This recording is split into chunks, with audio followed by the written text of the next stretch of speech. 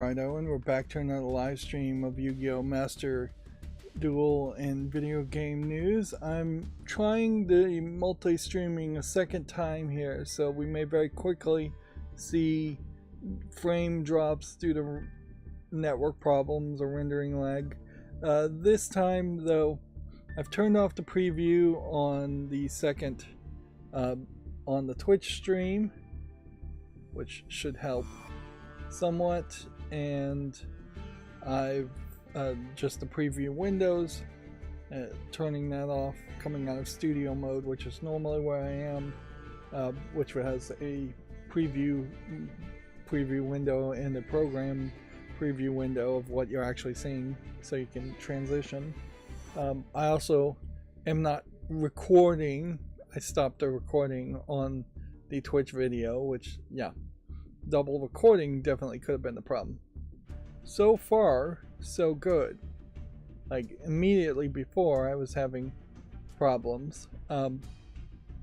This time it does seem like it might actually be working. The only real concern then would be the question about just, is the video quality on the stream gonna be absolute garbage between two different services? I mean, you are effectively splitting the upload speed in half, assuming that there aren't caps on YouTube and Twitch's side, which I imagine they really don't have any kind of caps on their sides, or somewhere in the middle of the network traffic. So if I have, say, 80 megabits per second of upload speed, which is probably about double what I imagine I actually do have, you split that 80 into 40, there's either that's going to be a problem or it's not. If it's not a problem, then it's not a problem. Yeah, it seems to me, if I can do the math here, it says the YouTube is getting, like, or at least we're sending 6,000 kilobits per second, which would be about 6 megabits, and I can't really read it on the other screen, but it looks to be about the exact same on Twitch.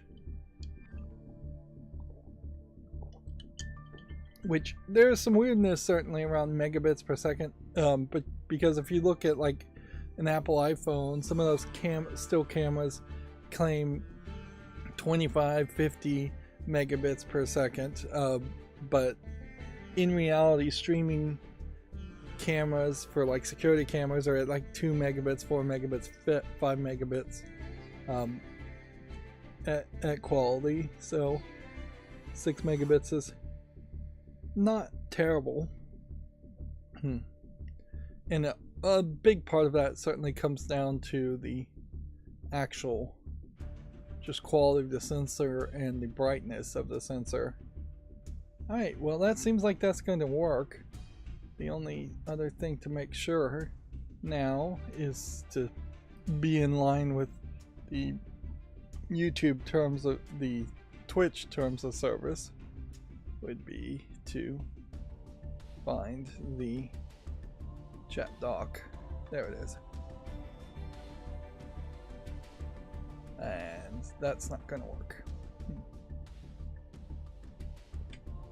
I guess what we'll have to do, let's see if this works. The chat doc minimizes when I minimize the window, so let's just put the window in the background and see if that works. Okay, that works. Not minimized, just behind other windows. Of course, that's going to be a hassle.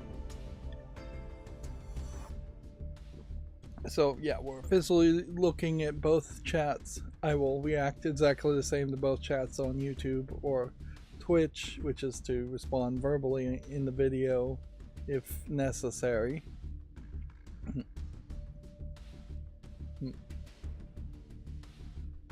Okay, so sorry, I'm starting late today and also still half asleep. I had someone that was supposed to be like a house cleaner was supposed to come today, and I was going to try and sleep around that and not get in their way. Turns out they didn't actually come, so I just slept the day away for no good reason. Now for the accountability section though, I can say I finished playing, no, that's the wrong term. I really didn't finish playing Death's Hangover. It's just really difficult bosses for what is an Arkanoid clone with some extra features. So after finishing up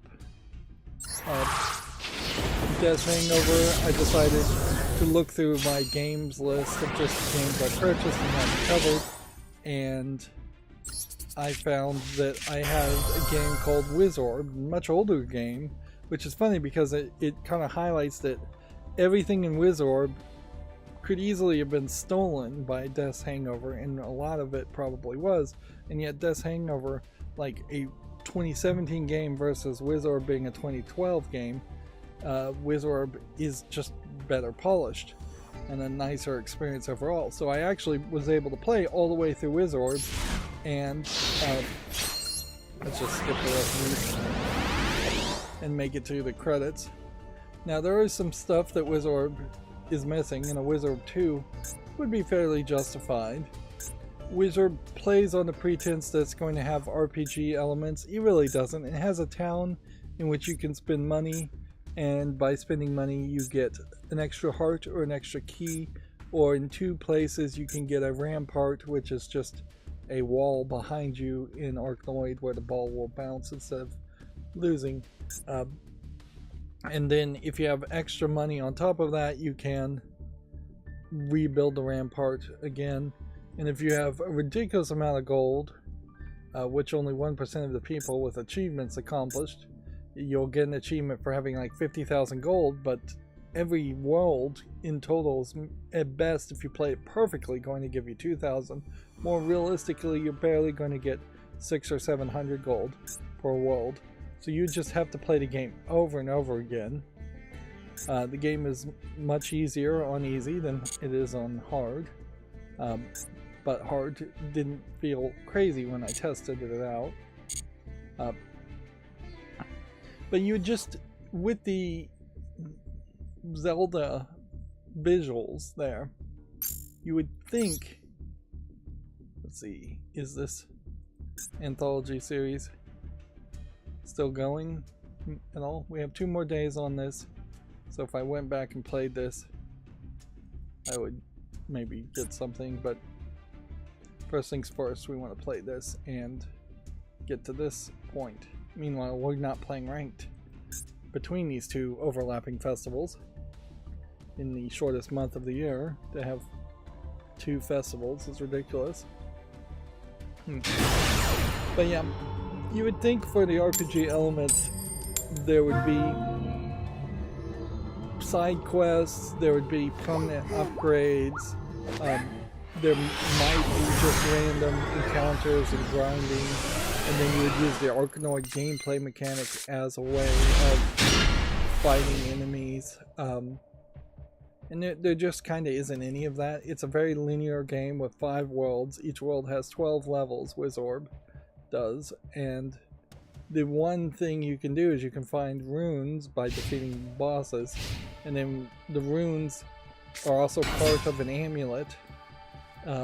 Once you have the right rune, there's 1 rune tile in 1 world in the entire game that matches that rune. You roll the ball over that rune tile and it takes you to an extra level. Defeating that extra level then unlocks, I think it unlocks, a boss fight to free one of the 4 legendary children. And so you have this sub-boss fight that changes the game a lot. This was a problem with Death's Hangover, where the last 2 boss fights, either fighting Death or Dracula, were incredibly different and difficult. Dracula in particular changes the game to being Pong. Same is really true for the sub-boss fights to free the kids is it is just Pong. You have this enemy with a shield that bounces the ball back to you, and so you're just trying to get the ball past the enemy who's in the middle of the screen, which makes it a very difficult game of Pong. There's not a lot of room to react there, when pretty obviously he should be at the very, very back of the screen, or the screen should have rotated and it should have been a proper game of Pong where there was a paddle on one side, left side, and right side, with a lot of empty space on the edges in the middle to watch the ball and anticipate where the ball will go. And then the final boss fight in Wizorb, you're fighting an enemy that just cannot be defeated at all. He cannot be damaged at all by the ball hitting him, which really breaks the game. Every other boss, maybe they could deflect the ball, maybe they would have a shield, but if you got the ball behind the guy and it hit him in the back of the head, it would do damage. I guess that's not true for the sub-bosses when you're saving the legendary children. Saving all 4 of the legendary children gives you this amulet that just does a column of damage that's about 3 wide, so you can just decide to destroy a whole bunch of bricks in the Arkanoid game.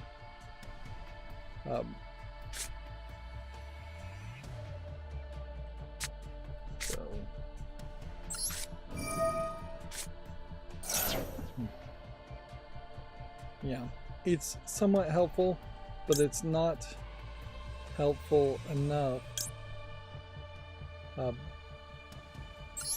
that you would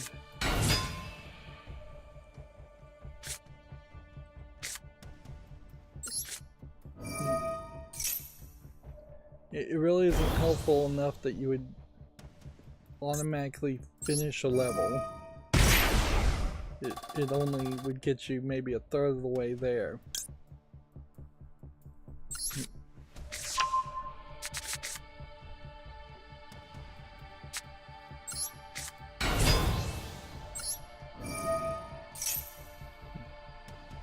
I have no idea what I'm supposed to be doing here.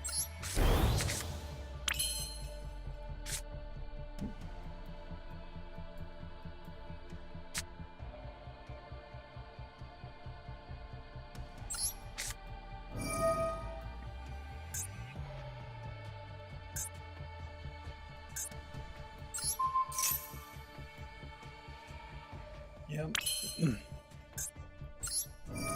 So it definitely would have been a case that had Wizorb had, say, even 6 worlds instead of 5, it might have started to get on my nerves a little bit, but then I can't also say that and say that it really should have a custom level generator, which it really should have a custom level generator.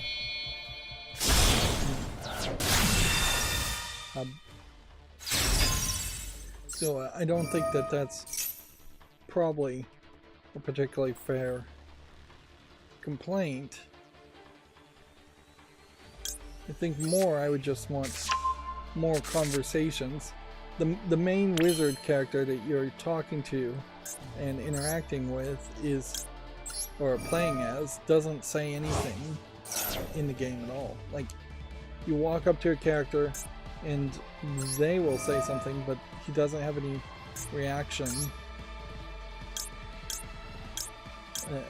in that level.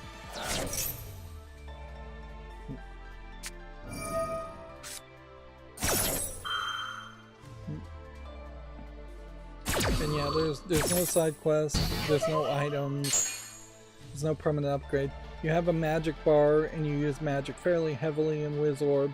You would think around that theme there would be some way to upgrade your magic bar and have more mana, more energy, and it just doesn't happen. You don't ever upgrade your attacks or weapons. You always have the magical attacks and weapons, which is nice. It does, unlike Death's Hangover, where you start with no abilities at all and you have to get a pickup to get an ability.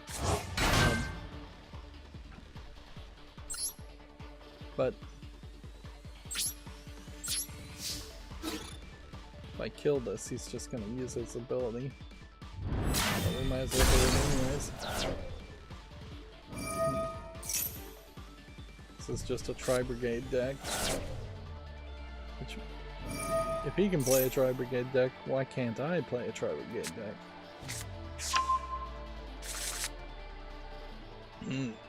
That is a question. I should investigate that. Because if I can play my Zodiac Tri-Brigade deck, then I know exactly how to play that deck, and I can win with that deck.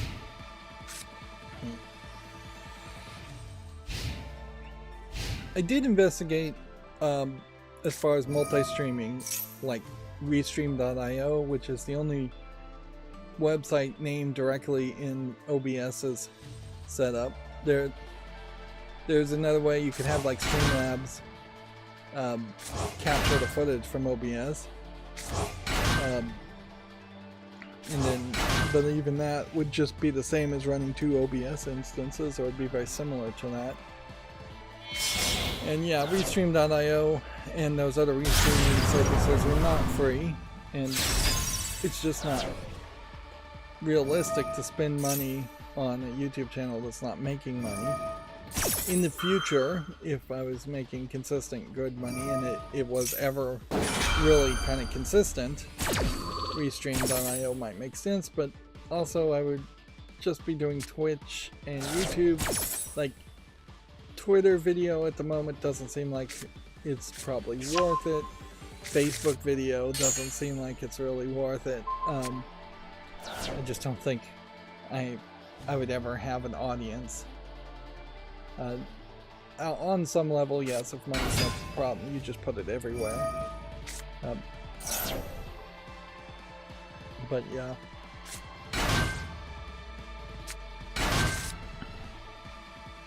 You are also potentially just splitting your audience. There isn't a huge number of people that just don't have access to YouTube or don't use YouTube.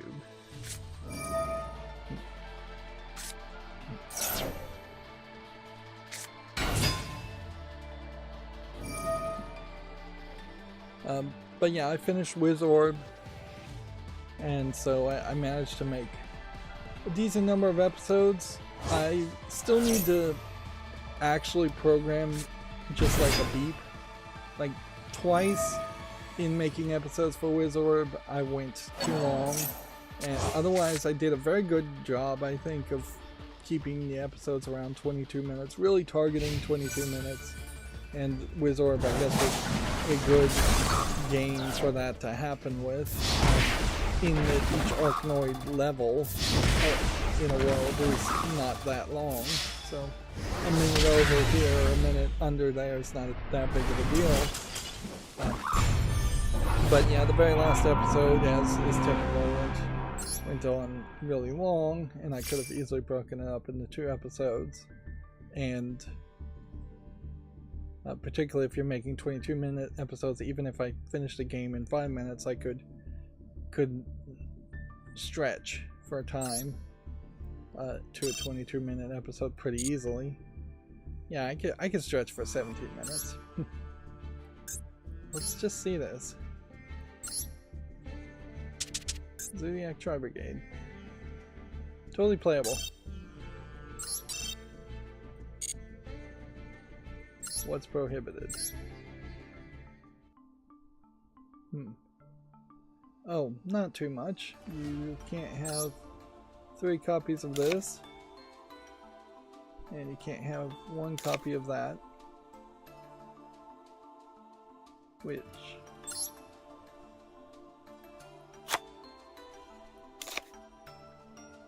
then would just bring us down to adding extra copies, I imagine, of something else.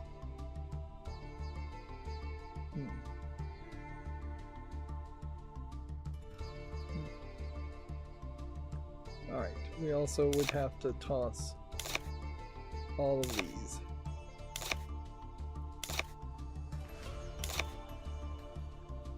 So you can't get Zeus.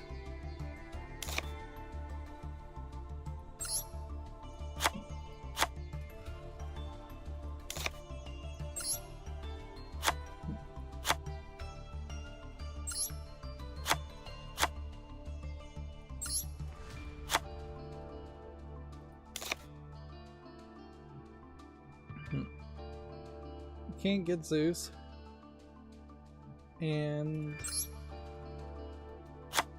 that fixes that. So there probably are some extra cards here that I could add, but quick and dirty Zodiac Tri-Brigade deck, slightly modified, I think will work very nicely for me. Plus that opens the door that I could just play off screen if I wanted to, and just go all the way for a legacy pack. Although I almost certainly wouldn't do that.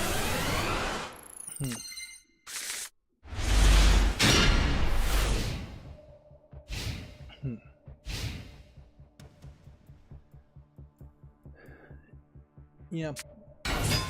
Everything still seems good with the multi-streaming.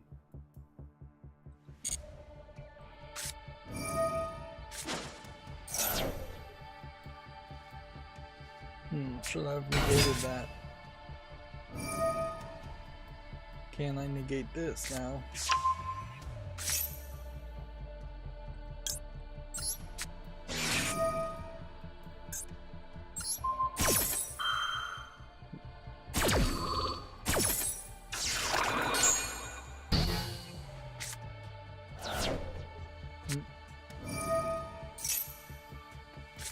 Yeah. I guess that's pretty much the entirety of the accountability section though, is I just made WizOrb, and yeah, I need to do that. Throughout recording WizOrb, I was continuously trying to adjust the timing on my check video queue buffer, which is just, it adds 1 second after a certain number of seconds that I've been recording, and then it counts down that queue from the number that it is down to 0 in a wait command. So it just waits a second, and it waits another second and another second until that number gets brought down to 0. So it's just like a pause timer, specifically so the remuxing of OBS is avoided. And so I kept increasing the number, which should increasing the number of seconds before the timer in the queue gets incremented by 1, and that should have made the pause less. And yet I kept doing it, and seems like nothing was happening. So either it's a case that I am just off by a factor of 10 or 100 on the settings there, or I'm going the wrong direction, which doesn't make any sense at all. The code is basically, if you've been recording for 100 seconds, add 1 second of pause.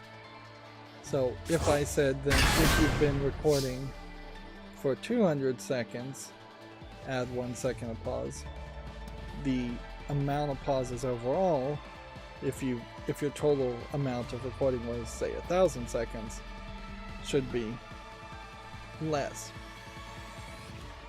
But it doesn't seem like it really is working that way.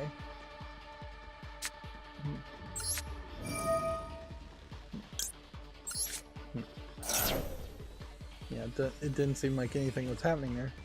Which, yeah, I'm kind of running into these problems where we have half finished, half polished programs and macros that are taking a lot of tweaking. The same is true with the clips.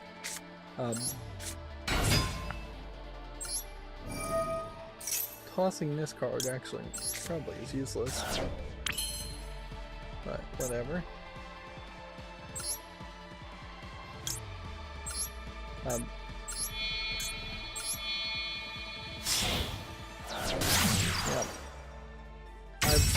been switching around the code with the clip maker, and I know I got it working once, but I was trying to program it to eliminate duplicates, and the action of eliminating duplicates seems to have not really worked out well. So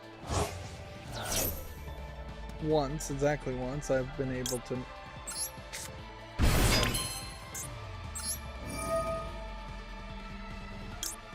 have clips made. And in fairness, I have gone back and looked at those clips multiple times, and none of it has led to actual views. My only thought is that perhaps clips does just trick the YouTube algorithm in some way into thinking there's more engagement, that you individually, being the content creator making clips, counts as similar, counts on the same level as someone making a comment about on your video. Which, you know, if that's the way the algorithm works, that's the way the algorithms work. It's a very legitimate thing to make clips around your own videos, in my opinion.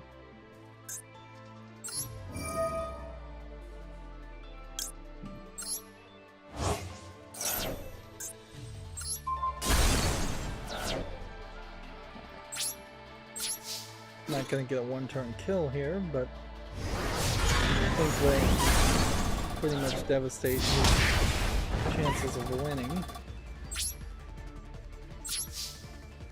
There's not going to be any Zeus summons, so we don't have to do anything in main phase 2 with this deck.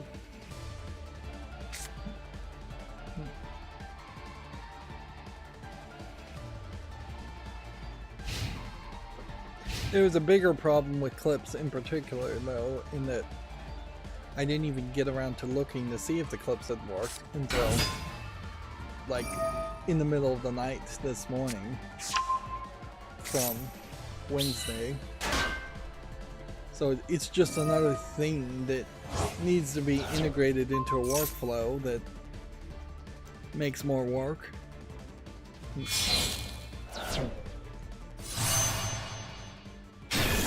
And yes, I am automating, even if I are automating 99% of the work with programs and macros, you're still making more work. Still requires a human to hit a button.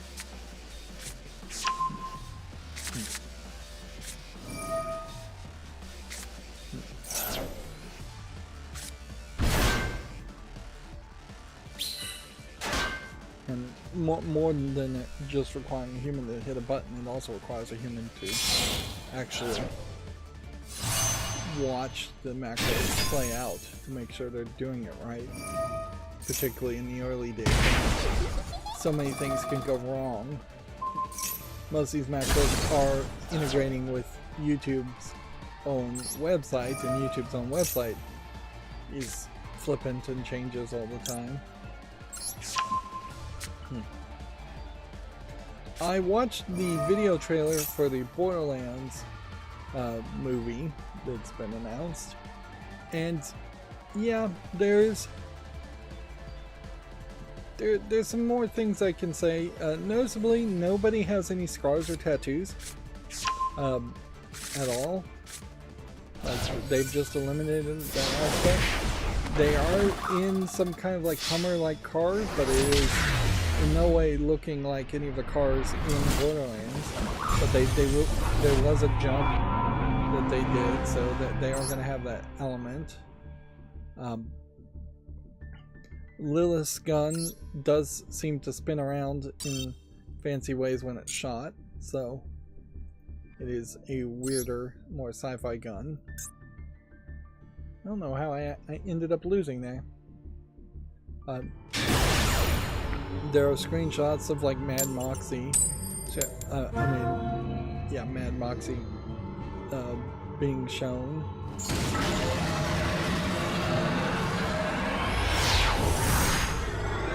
But I imagine those kind of characters aren't going to show up very often, and I wouldn't be surprised if Mad Moxie is in no way as lewdly dressed as she is in the game.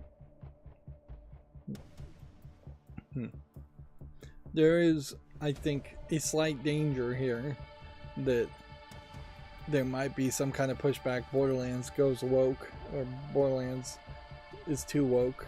There's already been some pushback around that as far as just how the attitudes and feelings of people in charge of making Borderlands games have gone. Like, notably, I think the Scooter character might be played in the trailer by a female instead of a male, which, yeah, Scooter was definitely the Arkansas style redneck. I pick Arkansas kind of at random. Character who would make dirty jokes and be crude, and they killed off Scooter as a character in the game and tried to make him a hero, in part because the employee, the non-union, non-SAG voice employee at Gearbox was just basically on long-term disability, and I think eventually he just left the company, which I don't understand why anybody does that, or how companies convince people to leave companies if they're on long-term permanent disability. I guess technically maybe they just get approved for permanent disability and then they're technically not part of the company at that point. But I do think there's a lot of people that get sick and they don't know what is available to them as far as disability is in the United States and in different states, and they just quit their jobs effectively instead of filing for the assistance that they should have, and companies really won't tell you about it, even though you're part of the reason why you're being underpaid at any job is because they're paying into unemployment and disability insurance funds.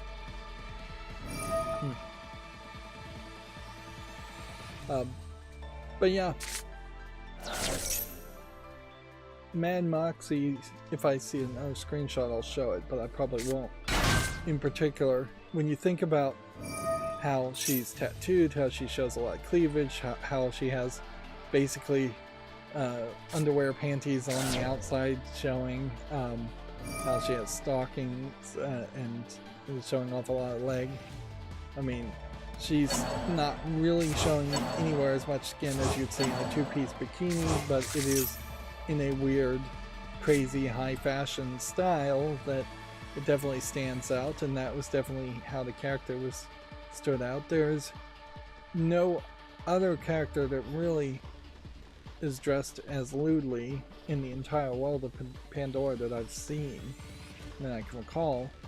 You could say that the some of the male characters are shirtless and big and strong, so if you're looking from a male attracted gaze, then yeah, some of the male characters in the psychos might be kind of lewdly drawn, but they're generally, in the Western world isn't any thought on that line when you just see shirtless psychos running around. So shirtless male psychos.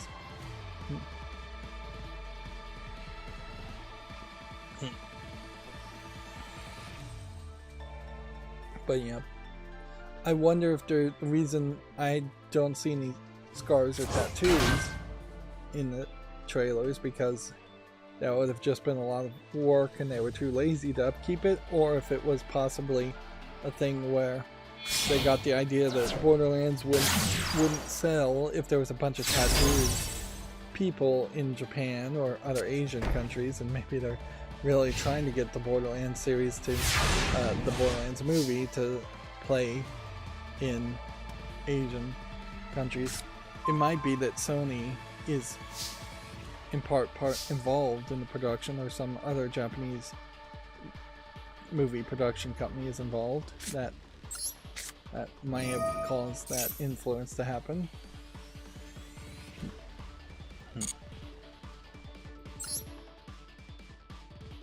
So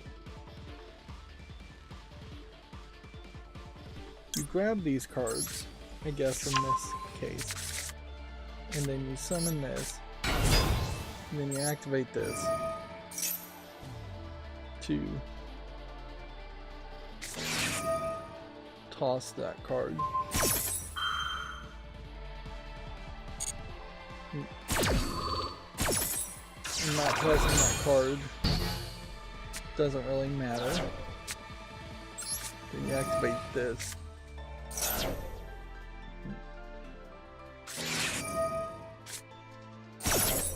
At a certain level though, even if the Borderlands movie plays everything perfectly, it's just not really going to work that well. A 2-hour experience compared to I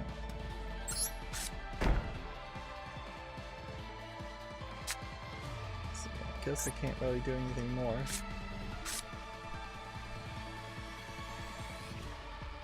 Yep. A 2-hour experience compared to a 60 to 100-hour experience in Borderlands 1 is just not going to be comparable at all. All the level designs, all that open world sections, all the side quests, all the bazillions of guns in Borderlands, all of that is really going to just be left on the cutting room floor for some story. I wouldn't be surprised if the story of the Borderlands movie is that Mordecai gets kidnapped and they have to go and save him. I wouldn't be surprised if it starts at the very beginning with Tiny Tina already being involved.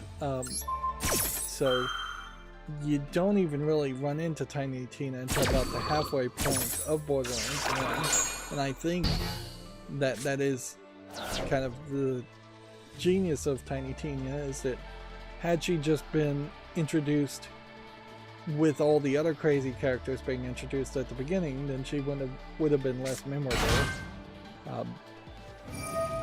Or arguably she would have been annoying, because she really is not a tag-along character in the main Borderlands 1. She shows up and then you are dealing with her for a while and then you kind of leave that area, I think, and then that's just it. I don't think you do anything more with Tiny Tina. Maybe you rescue her and bring her to the Sanctuary in Borderlands 1, but that's pretty much it then. Even in Borderlands 2, I don't think you are involved with Tiny Tina that much. And there are plenty of other characters like that in Borderlands 1 and 2 where you go to where they are, you do a few side quests for them, and then you leave that area, and then you just don't deal with them anymore. Inherently, Borderlands is kind of a mindless, dumb Western take on an RPG game. So, yeah, you are just doing quests that you're not taking too seriously.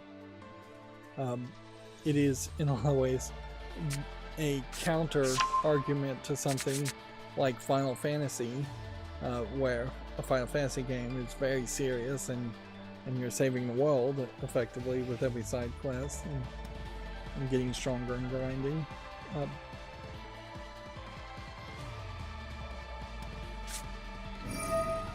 Yeah.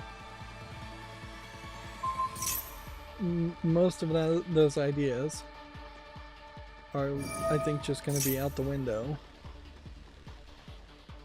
in the movie. There's a bad guy shown in the trailer of the Borderlands trailer that I assume is supposed to be Handsome Jack, but may not be Handsome Jack. Doesn't really look like Handsome Jack as far as I can tell, but yeah. You would assume that that would be what you would want to do. Otherwise, the Borderlands movie, just like completely ignoring Handsome Jack after the games really put a lot of effort into making Handsome Jack retroactively be the bad guy for Borderlands 1 and 2 and the pre-sequel. Maybe he's not so much the bad guys in Borderlands 3. I don't think he is involved in Borderlands 3. But yeah. In reality, when Borderlands 1 came out, Handsome Jack was a non-existent character. Alright, well, let's start going through the news otherwise. We have a GameDeveloper.com says that giving Nightingale an offline mode is a top priority, according to Inflexion Games. Nightingale, I guess, is a game that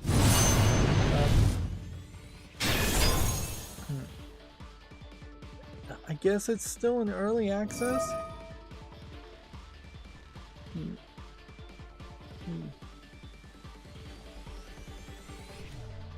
Yeah, I guess it's in early access right now. And Nightingale, as a game, is one that has kind of failed to convince me that what the game is about. It has some interesting visuals and some trailers where you're going to different worlds and hunting, but that's kind of it. Yeah. And at a certain point, you can make almost any game like that. If this visuals were just Stargate SG-1 and you were going to a Stargate ring to go to different worlds, that too would work. Although going to different realities opens up the door more, it also just demands that you would constantly be creating newer and crazier things. It's not wrong to limit yourself to at least one genre and one art style in a game. Because you just can't be everything to everybody. It's just never going to work. You'll spend way too much time developing art assets, and you'll not develop any kind of preference or personality to your game. Now, I would argue that the Stargate SG-1 series that went on for, I believe, at least 15 seasons did run into problems in that they didn't diversify the look of their episodes quite enough. You very quickly would have episodes where it was forest people in a forest, or it would be Egyptian people under the rule of the Dueled, or it would be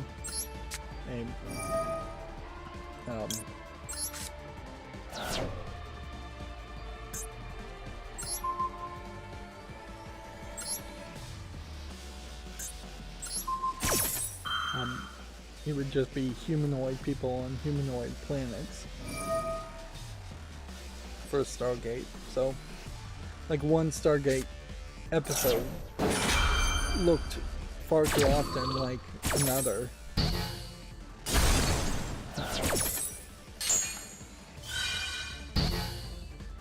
Okay, well, we're lost here.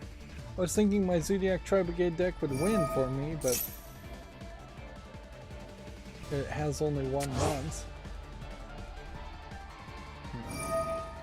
The next story we have here, Media Molecule has unveiled an accessibility-focused studio program for future games. The Accessibility Champions program will help Media Molecule's future projects be more accessible and inclusive to all players. It'd be interesting to see just a list of Media Molecule's games. Dreams is the one they're referencing.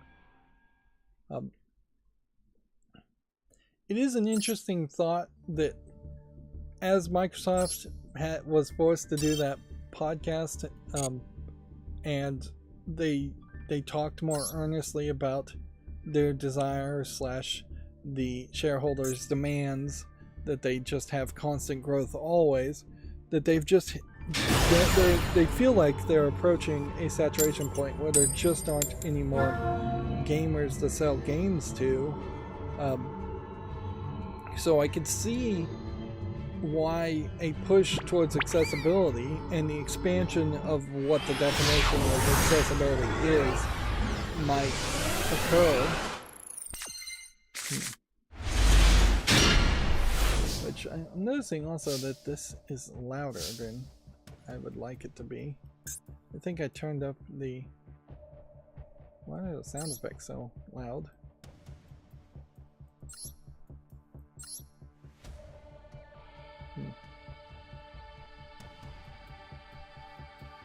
Yeah, I don't know what happened there. Let's get the sound effects there and see how that sounds. Yeah, that I think will sound a lot better.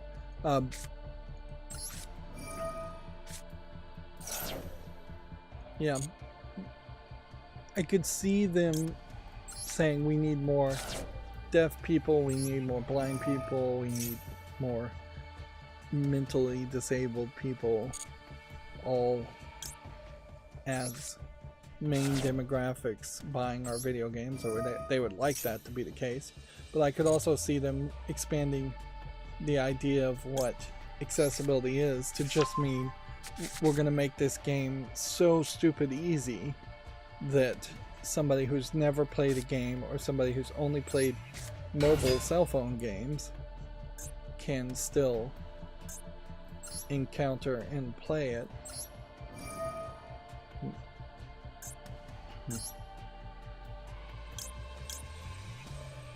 Which, on some levels, I think that is really what they're trying to target, is just stupid easy, and call that accessibility, because pretty obviously there's been large amounts of pushback around the idea of stupid easy.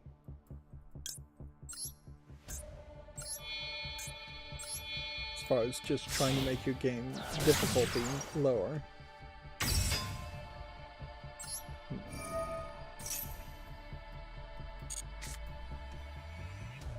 Let's see.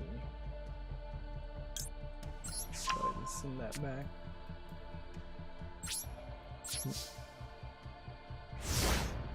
But I inherently don't think it's gonna be as easily done as is said. I do like the idea of accessibility. There's definitely no getting around that. But you do have to admit that there is a... Whoops. Probably needed to do that one first.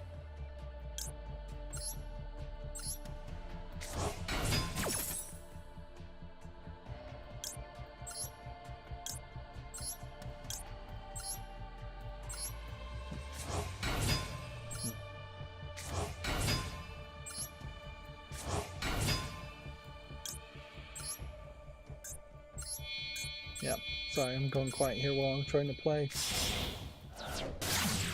Yeah, when you talk about people that are missing the use of fingers or hands, they all kind of need custom-made equipment, and there's just not going to be a high chance that the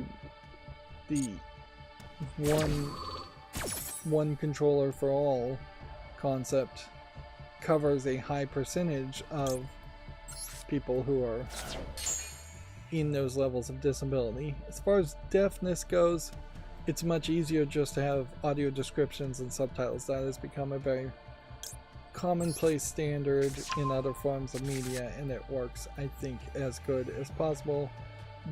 Deaf and illiterate people still not going to be addressed in that case, certainly, but there's not anything you can really do too much around that. you're never going to get the deaf and unable to read. Deaf people who read other languages then takes a lot of extra work that game companies are not willing to spend the money on, I'm sure, to try and support, say, 103 different languages in subtitles. Although with automation and AI, we may very well get to a point where if you can get just a audio description script and a subtitled script, if you can get those going through a process, like Microsoft could definitely have an API that would then translate that to other languages, and Google Translate could certainly do that right now.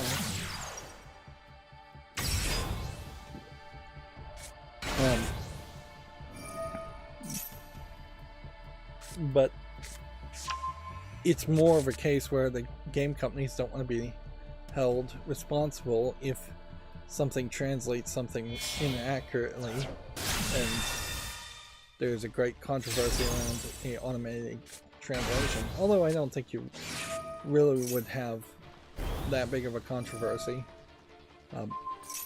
You're just as likely as to pay a human translator who would slip in something offensive in the translation as you are to have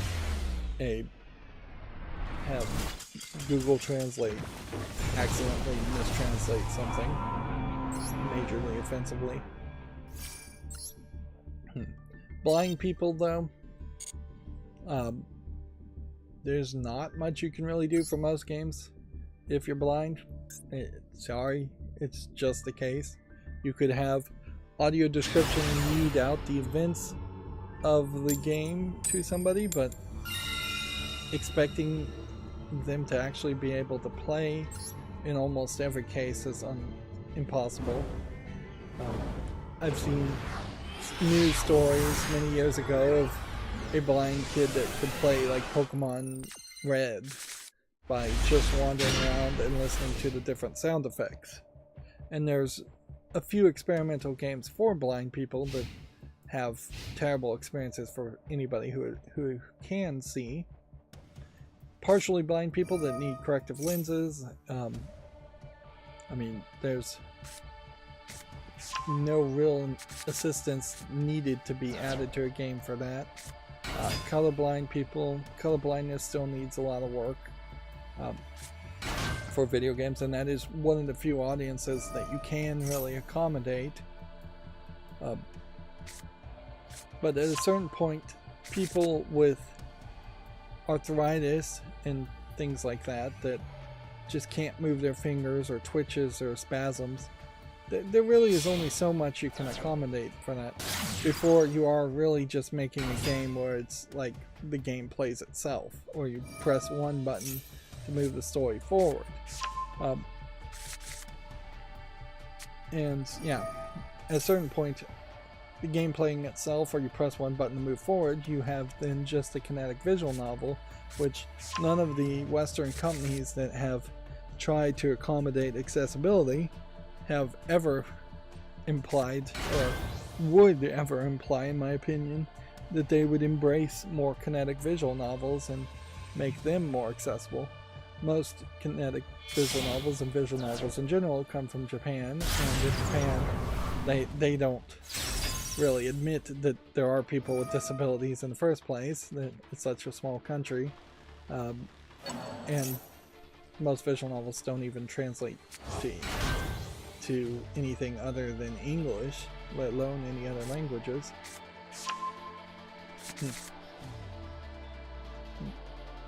At a certain point, just having a service like Twitch for people who have certain disabilities is about the only thing you can do. Just let them watch other people play. And certainly there's a large audience of people that just want to watch other people playing games anyways. But watching other people play games does not sell games. So inherently, like Microsoft and the game industry's general desire and the shareholders who have invested in game companies' general desire to just grow the audience, it's an insane ask. In particular, since video games are almost certainly bigger than movies now, and you can see that the audience for movies are definitely shrinking.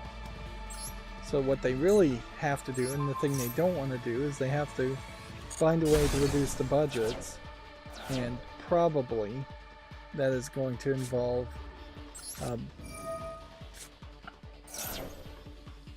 just smaller scale games and less competition, less of that urgency and feel that games have to compete. I think there is probably a very high mistaken thought by game companies that one video game really does compete against another. In part, that is because they are stupidly releasing all of their games in the last quarter to target Christmas, whereas they don't really try to release any games in January and barely any games in February. So if they just used that knowledge to fill in those months with some filler games, that would be a good first start to not competing. And then also just realize that a WWE 2K wrestling game is not really going to be the same kind of game as a Halo game or a Call of Duty game. Yes, Halo and Call of Duty games probably would compete, and so you should keep those two fairly separate from each other in the release schedules. But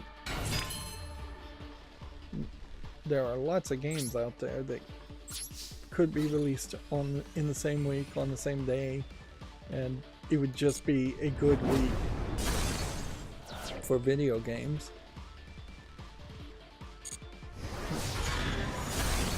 There is also an aspect on the competition that's happening here that makes for a big problem, in that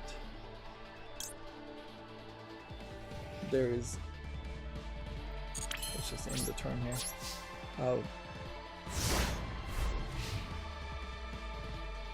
there is too much of copying each other without doing anything that interesting.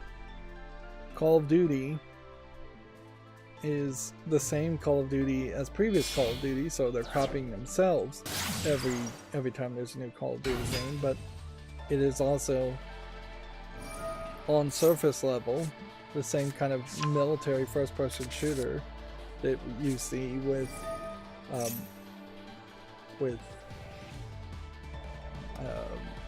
Battlefield, and Halo is a sci-fi militaristic shooter, so it has some Halo elements to it, but it's not that different from like what Destiny looks like on the surface.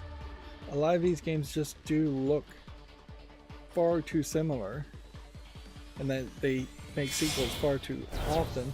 There's nowhere enough experimentation.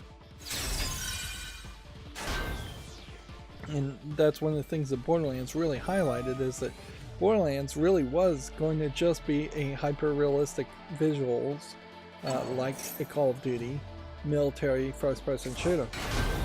And what it made it stand out and succeed is that it went with a more comic booky, crazy visual that we hadn't seen. And even since then, there's been multiple Borderlands games, and there's really nothing trying to copy that art style.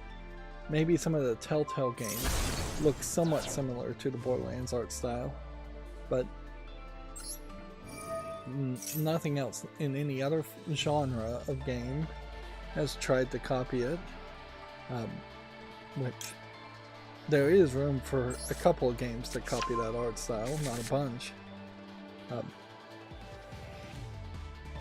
nobody's tried to make a game like Borderlands that has a different art style as far as the gameplay and the mechanics.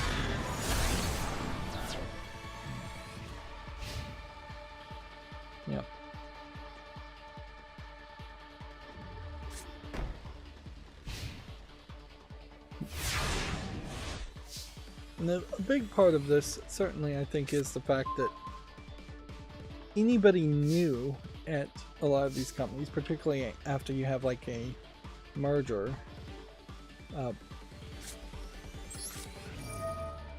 they don't seem like they're getting up quick enough to a point where their voices are being heard as far as new ideas and prompts or projects or new projects to make. A big part of that is the publishers themselves. You have this unique system in which the publisher is acting like a barrier to entry to any new ideas, because they are only willing to fund the development of things that have already proven to make money. Well, if movie production companies work that way, then every movie would be exactly the same as Schindler's List, because Schindler's List was really successful. Although I'm not sure Schindler's List is the right example there. It'd probably be closer to every movie would be Avatar, because Avatar was very successful. Or more, the better example is that every movie would be a Marvel movie, Superman movie, and that is kind of the case, isn't it? So it is the same system. I just talked myself out of that point I was trying to make, didn't I?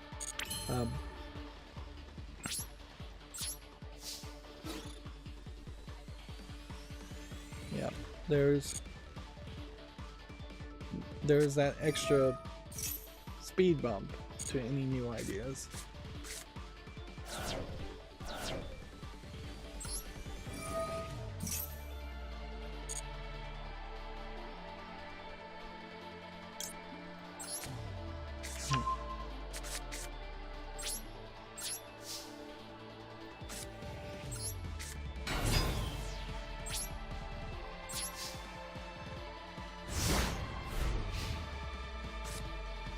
So yeah, really, as a gamer and as a consumer, to end this rant, and this will be the last game I play on Yu-Gi-Oh! Too, because I'm struggling here to cover the news and play at the same time. Our only hope, really, is new blood and independent game developers to maintain and grow the video game industry as it is, or perhaps even replace the current video game industry. But yeah, the problem there is that layoffs of current people in the game industry isn't going to create a lot of new blood. It's just going to move around a lot of old blood to different companies doing the same things. Some of that definitely is also diversity. The fact that the decision makers, the people in charge of deciding whether a project gets made or not, are still mostly white men. Somewhat often older white men in their 40s and 50s.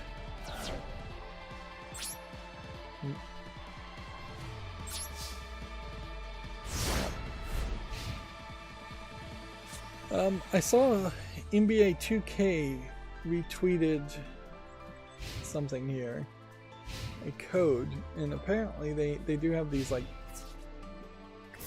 codes that you can type in. Here it is, Bad Bunny-2K24. It's a locker code to get jerseys, which I've never heard of that before, so either that's a whole new thing, or that's something they just haven't done a good job of promoting, because I have been following 2K, not NBA 2K, but just 2K the company, and so they should have been retweeting it. Here's an example of an indie game. This game, Ballatro, has sold 250,000 copies in the first 3 days, which is a pretty decent amount of sales for what you would call more of an indie style of game, even though it may not actually be that Local Thunk is an indie company. It is definitely, if I recall correctly, this is a like poker game or a solitaire game where you in an RPG level just gain multiple jokers that have multiple effects and kind of cheat as you evolve up your deck. They're calling it a roguelike deck builder. This is also a great example of how graphics may not matter that much. The fact that you can get 250,000 sales with some fairly rough looking animation here is a testament to that, certainly.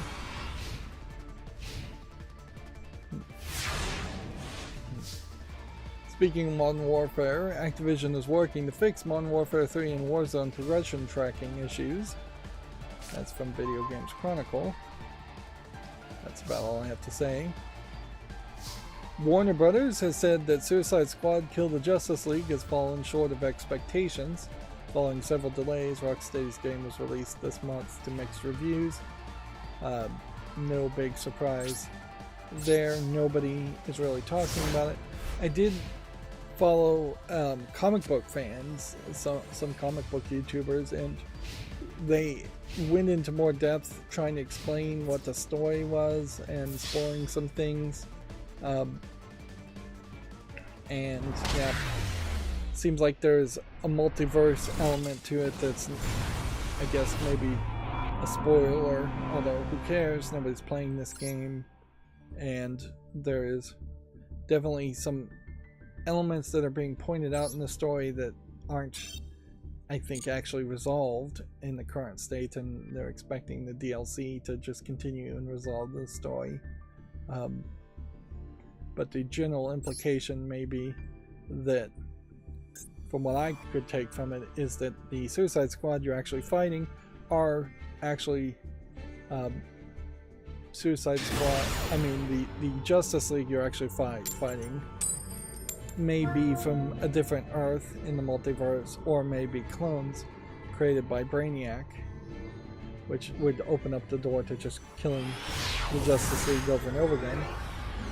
I see IXOLOXOLOXI saying yo on the YouTube chat, so I guess hello. Long name I can't pronounce, that's a palindrome.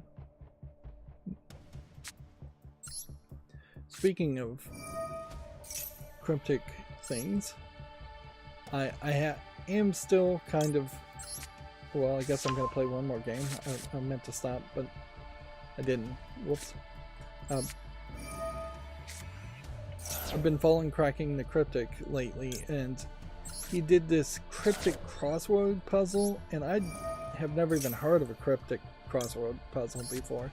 And I thought it was just going to be a crossword puzzle where you get a hint to what the word is, and no, the hints are tricky little riddles, for lack of a better term, that you have to interpret in a completely different way to actually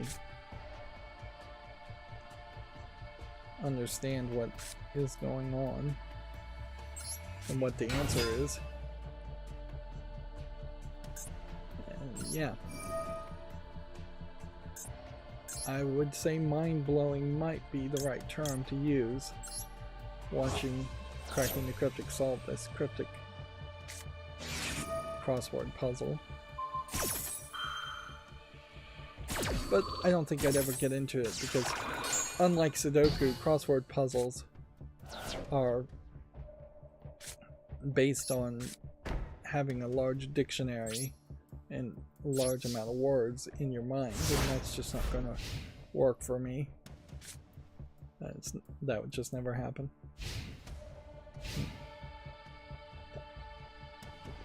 I also saw on the intro of Cracking the Cryptic, and they probably have been showing this on the intro every time and I've just not paid attention to it, that the two main presenters on the Cracking the Cryptic YouTube page are literally like world champion puzzle solvers, which certainly explains the kind of elitism and high difficulty in Cracking the Cryptic Steam game, and as far as the free Sudoku puzzles go, and how they come off as just a little too gatekeepery and just not really accommodating people who would be new to Sudoku with some basic simple tutorials.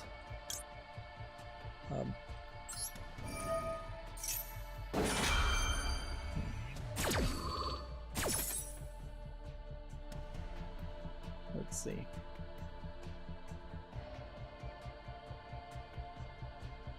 If I was to summon this now, face up.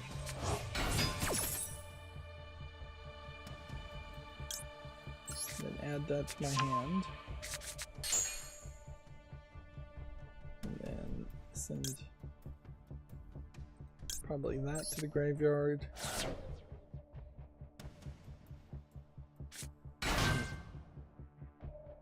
I think that worked out very well.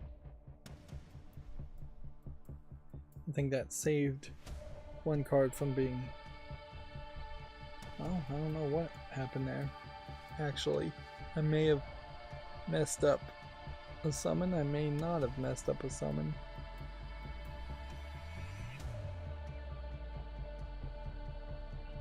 Anyways, yeah. Kill the Justice League doesn't seem like anybody's interested in it. The question I guess to ask is, if they hadn't, say, paid internally to their own company, since AT&T now owns Warner Brothers, which owns DC, but still Warner Brothers Games would have had to pay some kind of license just for accounting reasons to DC for the Suicide Squad likenesses. Would this have been a game with less expectations had they simply canceled Kill the Justice League and then made the exact same game as just a generic sci-fi story shooter where, yeah. The main problem, though, is that this game, I imagine, just has live services, and nobody wants to tolerate live services. So, had they not wrapped it in Batman stuff, and instead just said, here's a new live service game, expectations could have been lower, certainly, and costs for development may have been lower, but sales would probably not be any better. Which maybe that is the future of making games in general, is that there's just a certain maximum amount of money that you can expect to make on a video game. So instead of trying to sell 35 million copies of every single game, which is what I think they'd like to do, maybe you should just admit that you're only going to sell 1 million to 10 million copies of a game, and so save your licensing fees. Particularly for Warner Brothers and DC, I think that's probably the right move. Playing in the field of Suicide Squad at this point was too late. Suicide Squad has flopped like twice in the movie theaters, or succeeded as well as it could succeed in the theaters. But it's run its run. It can't. We're not going to get a Suicide Squad sequel. And DC in general just needs to get away from the Batman adjacent universe of Suicide Squad and really try some other things. Or Suicide Squad in this case is still the Justice League adjacent universe, which, yeah, inherently you're just exacerbating the same problem that DC Comics has always had, in that well, one, DC always tries to reboot things very often, which I think has diminishing returns every time they do reboot things, but two, people are really only interested in telling stories about Batman, Superman, and Wonder Woman in the comics, and so they've never given enough time for any other comic books to grow and stay around. Even second tier things like The Flash have really failed to get enough polish to it.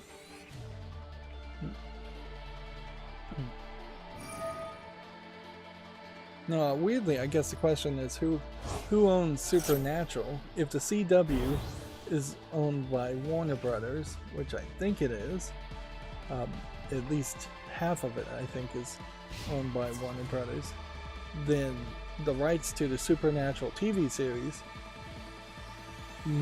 probably is owned by WB, or at least they could negotiate that deal. So it is an interesting question to say, would it have been better to, instead of making Suicide Squad Kill the Justice League, just make a Supernatural game with Sam and Dean as playable characters, and Castiel and maybe one other character. Yeah, have them running around shooting demons in a live service game. It is kind of crazy that there hasn't been a Supernatural game, although the storyline would be very weak in a Supernatural game. But it would be something new they could do instead of just constantly leaning on Harry Potter and Batman. I see IXOLOX said that he spent $85 on cards, which that seems like a lot of money to spend on Yu-Gi-Oh! Master Cards. I guess if you're new to the game and you want to get that boost, I hope that works out for you, but I wouldn't really believe that it would actually work for people to spend $85. Eventually, if you were going to whale and you were spending $300-400 on cards, I imagine that probably would get you more cards, but I'm still not sure that would really get you enough to get anywhere. You very much would need to know what cards you're looking for to start with and what kind of meta deck you're trying to build to start with. Without that information, I wouldn't recommend buying any cards on Yu-Gi-Oh! I've been free to play playing. I've been completely free to play playing Yu-Gi-Oh! Master Duel for the 2 years that it's been around, and I'm doing pretty well with that. I definitely wouldn't want to go deeper. IXLOX says it was in real life cards. Okay, well, on that aspect, then there is just a completely different situation, because for buying what is less than a penny's worth of cardboard, there is a huge amount of increased valuation on real-world cards, because there's an assumption that those cards would be tradable and that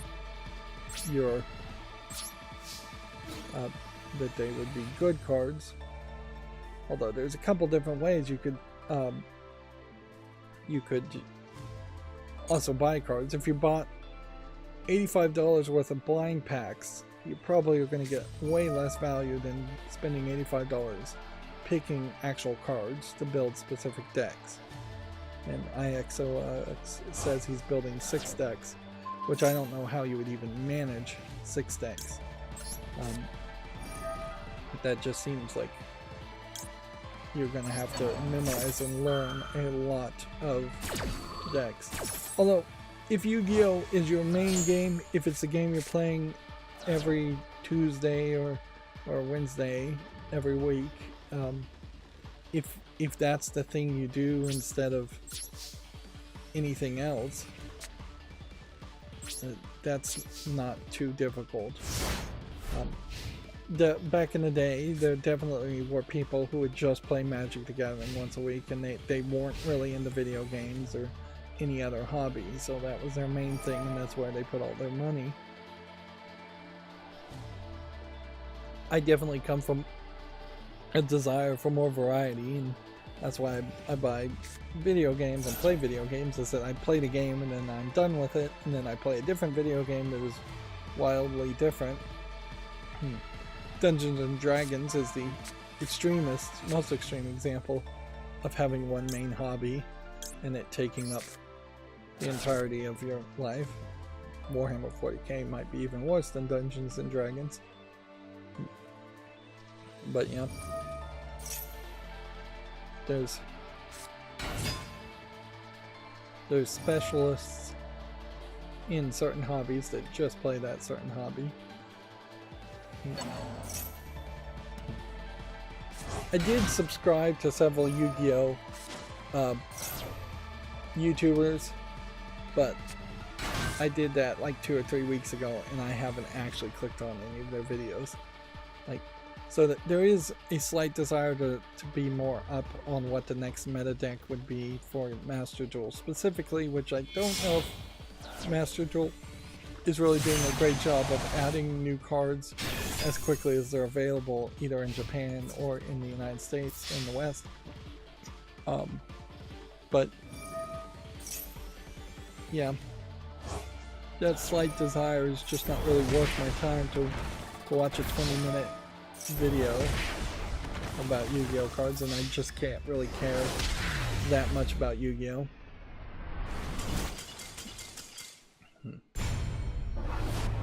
Inherently, this game does wear on my nerves a little bit, in that you have still very long games, and then you have festivals giving away rewards that you may just never be able to get again, that honestly don't really matter that much, but you would like to get them, and all of that comes at the trade-off of either playing twice as often to try to get higher up in rank, or just giving up on rank, which almost certainly I'm giving up on rank. This event ends the 28th.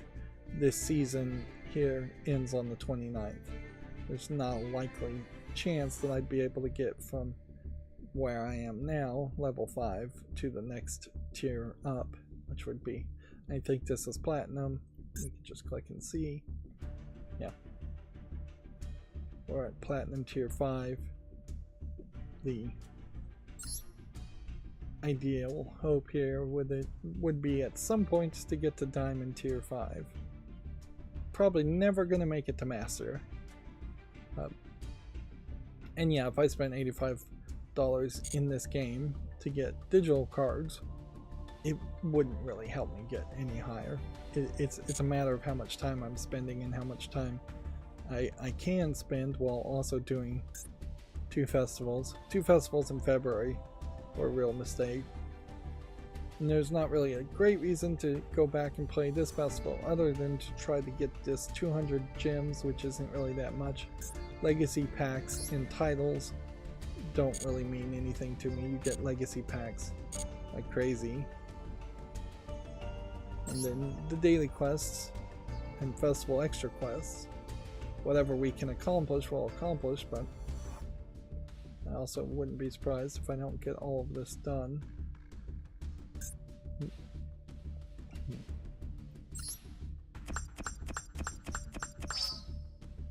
Right now I am at like 50,000 gems, and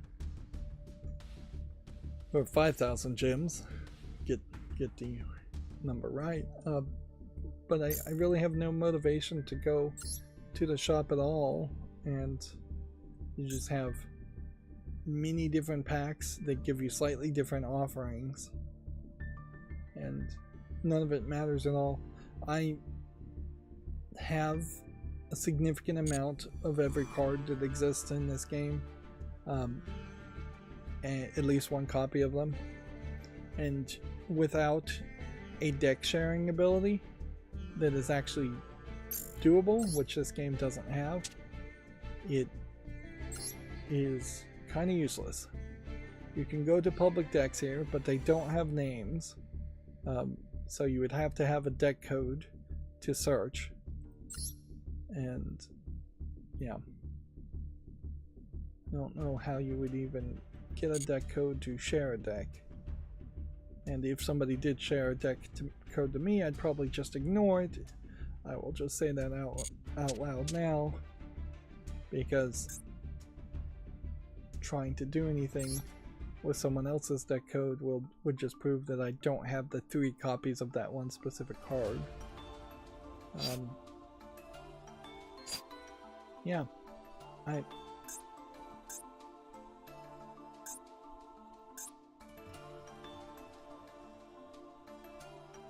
yeah, where do you even find the deck code? View, copy, edit deck. So is it this export button? Export deck list to my deck on Yu-Gi-Oh! Trading Card Database.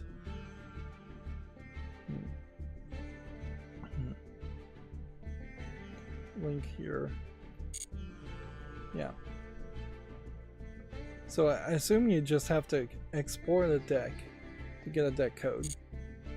So there just isn't a system here at all, and this is just the same export button here. Yeah.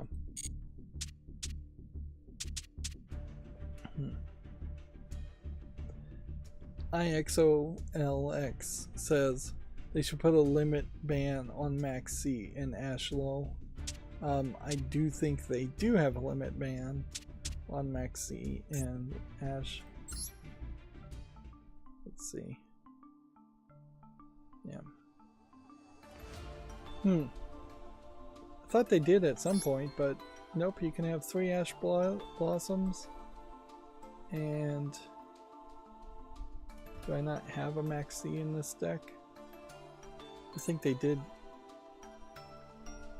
do something with Max C.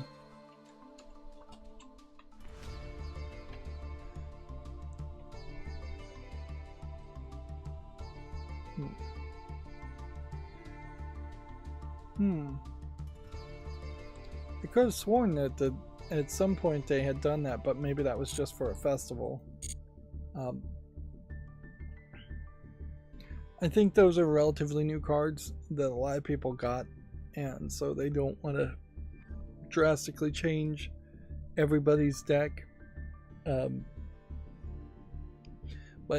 the sentiment is definitely there that everybody is playing Ash Blossom and 3 copies of Ash Blossom in their decks, and that is generally the way metas go, is that when there's one good card that can just be played in almost any deck, everybody is playing it. And then eventually they either make better cards and there's power creep, or they ban cards. And I think there is perhaps a desire amongst Yu-Gi-Oh! And Konami to just make better cards and not ban cards as much as, say, Magic the Gathering does, which just bans all cards from tournament play after 3 or 4 seasons or series of releases. So if they make a mistake in Yu-Gi-Oh, in Magic the Gathering, they can just wait, and eventually the card will be banned completely. But yeah, I don't inherently run into any cards that feel too cheaterish, where I feel like Max C and Ash Blossom are the big problems. I run into decks that have like tier laments in them and other kinds of, or the Sushi Battleship deck is a big deck that's being played now, and both of those decks just have very little counters and very few counters to them, so you'll have a very decent setup on your side of the field, and then they will play their turn and they will just clear the field completely and attack directly in a 1-turn kill, and you'll just, even with Ash Blossom and Maxi, be unable to actually counter any of the actions.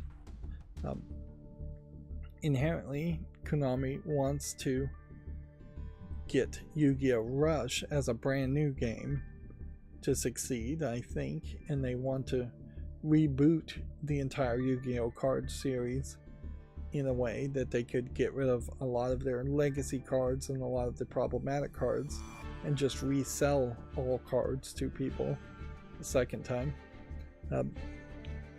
But also, when you have Yu-Gi-Oh! Has like 10,000 cards in it, that's just way too much. It's an overwhelming number just on the face of it, so that they would like to restart everything and still have the name Yu-Gi-Oh! While bringing in a new audience, a younger audience that could actually just play the game without having to read long lists of instructions as far as how the cards work, and having incredibly crazy synergies between 3 or 4 cards that lead to 1-turn kills. And Master Duel in particular runs into the problem of just being too long for a video game, where it wouldn't be too long if you were playing a real world card game and you were used to 20-30 minutes per card game, but in a video game format it would be much nicer if you averaged 10 to 15 minutes per duel in Yu-Gi-Oh! And that's another thing Yu-Gi-Oh! Rush, if they can get that to succeed in Japan and bring it to the West, would try to address. I'm gonna focus on the news now. So Minecraft Preview is now available for the PlayStation 4. Basically, this lets you sign into a beta version of Minecraft, but it would probably be the version of Minecraft that is on PS4, which is not the Java version. This, I think it's the Bedrock version is what they call it. But it is interesting that over the past 10 years or so, consoles have gone from the concept that all games must be finished products to be on a console, and the idea of early access just isn't a thing, to now early access being promoted through Minecraft at least as being something that is desirable, and beta access is something that is promoted as something desirable. Consoles in particular, I still come from that old school mentality where I would want to see consoles actually guarantee a high level of service and a low level of bugginess in all the games, and not have betas, and not have early access concepts. Which the fact that anybody really wants to be involved in an early access game that isn't actually a beta, in the sense that you're actually trying to help the creators find bugs, which the vast majority of gamers that are going into a beta or early access just want to play the game. They don't want the game to actually crash. They don't want to send detailed reports on why it crashed, or send in private information about what kind of video card or CPU or internet service provider you have. So that they've really perverted the concept of what a beta is in any other form of like software programming to make it really just mean early access. And they've sold the idea of early access as a good thing instead of just really being an elitist thing that nobody should really aspire to. And usually they're selling early access to games that are multiplayer anyway, so you're playing against fewer people just to maybe get an advantage of a few days of having a few days of practice on the game, which isn't really fair and probably isn't that helpful. Moving on, Mortal Kombat 1's Peacemaker DLC starring John Cena arrives next week for the Combat Pack owners. This is probably the last bit of news we will hear for a long time around Mortal Kombat 1. It definitely feels like Mortal Kombat 1 has failed to revitalize Mortal Kombat, and The big problem here too, and this might also be a Warner Brothers game. Yes, it is that Warner Brothers, Mortal Kombat in particular, is a game series that needs to sit on the shelf, and most fighting games probably need to sit on the shelf because fighting games that show up at EVO are usually played for 2 or 3 years in a row. So one good fighting Mortal Kombat game, if EVO picks it up and plays it, should last 3 or 4 years, and then that is almost certainly the time that you should start to think about making a sequel for a fighting game. You just can't really annualize Mortal Kombat games, and even if they aren't actually releasing a new Mortal Kombat game every year, it definitely felt like, since this is the 12th game, that they've released far too many. And they definitely have released far too many that have been bad, when really the last good Mortal Kombat game in my mind that people were talking about was probably Mortal Kombat 3. And Mortal Kombat also painted themselves into a corner in that they were supposed to be hyper-violent. They were selling on hyper-violence and realism, and they just can't go any more violent or more realistic without being an adults-only title, which maybe that's what they should do. Maybe Mortal Kombat should say, you know what, we're just going to release an adults-only title in 2025 therefore, because it's going to be rated adults only and target adults only by the ESRB, it will not be on store shelves at Walmart. It probably won't be on store shelves in GameStops, so it probably would just be a digitally only game, so they could save some money on production there, and then they could go really extreme there.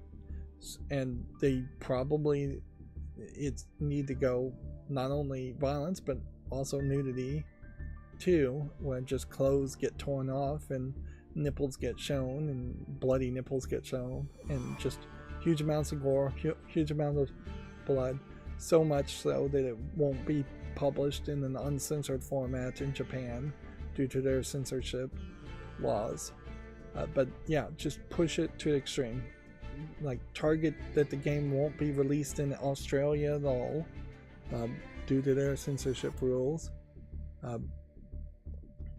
But yeah, that's all Mortal Kombat really has to lean on, is that they were the most extreme of the extreme, so they should probably just play into that, at least for one game. Maybe then they say, well, that didn't work, so now we're going to bring Mortal Kombat to being just in for mature, but at least that would get you some press and get some people excited, whereas having Peacemaker show up, or a trailer revealing a female version of Johnny Cage as a cameo character, isn't really going to do that much. Arguably, there is just too much competition amongst fighting games, and the audience of fighting game players hasn't grown anywhere at the same ratio as other gamers have grown. You would think about half of the Call of Duty players would play Mortal Kombat 2, or consistently play Mortal Kombat, but it definitely doesn't feel like that's the case. Yeah. Maybe if you had like VR Mortal Kombat and you could swing your fists around, maybe that would be an interesting gimmick, but people would get very tired. You'd have like 15-minute play sessions each time if you were going to do something like that. And inherently, this isn't just a problem with Mortal Kombat. Killer Instinct has the same problem too, in that its gimmick was fast combos, and once you've hit the maximum of what is a reasonably fast combo, there's nothing else you can lean on to make Killer Instinct make sense. Whereas other fighting games try to move the story forward and they try to introduce interesting characters. Mortal Kombat has actually really failed to introduce interesting characters, and Killer Instinct really hasn't expanded its cast of characters in an interesting way either. But yeah, Tekken, Street Fighter, at least those characters have story modes and a focus there, and it seems like people actually kind of care about those characters a little bit.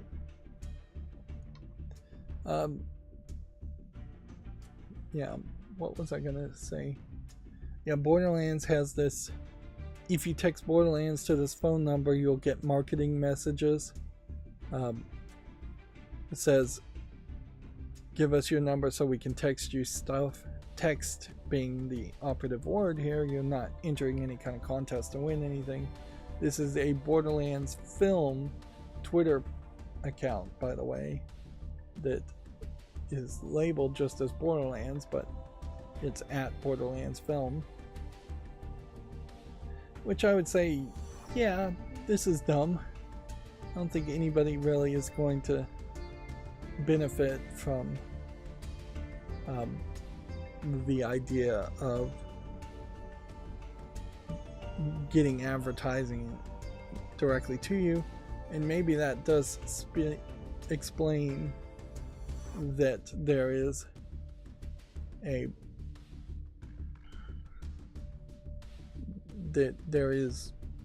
what am I trying to say here? It probably indicates that there isn't much of an advertisement budget. It'll be interesting to see if we see any ads on streaming services or on TV. Like Borderlands, the movie, is almost certainly not targeted to people who are still watching traditional cable TV, but we may see ads anyways. I saw somebody, I don't know if they were actually affiliated with Borderlands Film, show the comparison as far as Lilith and her wild darker red hair and this dyed hair job they have on this character. And this is the point in the trailer where her gun spins around and does some sci-fi things. And then I have no idea who that's supposed to be.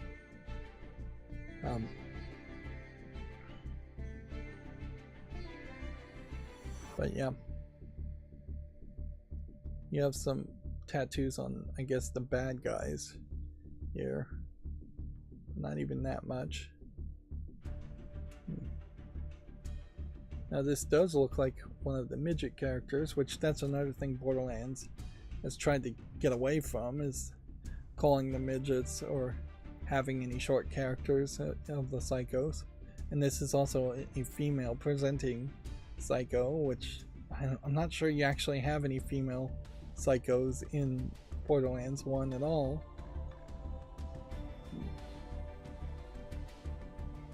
But yeah, it's not really a barrage of new information or interesting information around the movie, and it's probably the last time I'll talk about the movie until it comes out, and then we'll talk about whether it's a surprise hit or a flop. I wouldn't be surprised if it's a mediocre in theater experience that people go and see just because there's nothing else to watch, as like a summer attempt at a blockbuster. And then I wouldn't be surprised if it maybe gets some niche following and a lot more views when it gets released on some streaming service somewhere. Video Games Chronicle says Dead Island 2 has gotten a surprise release on Xbox Game Pass. Which, okay. I heard somebody talking about how a lot of the Game Pass games that Microsoft says are on Game Pass, or not a lot of them, but some of them, are actually playing more games around that. You have to pay extra, you have to be on Game Pass Ultimate to get that game. So having just basic, what would have been Xbox Live Gold, may not be good enough to get you all the games that get advertised as being on Xbox Game Pass, or you may have to pay an early access pre-order anyways to get a game on Game Pass, which seems crazy. But yeah, it does seem like some tricks are being played here and there to devalue what Game Pass implies that it is, which would be just unlimited access to everything on Game Pass.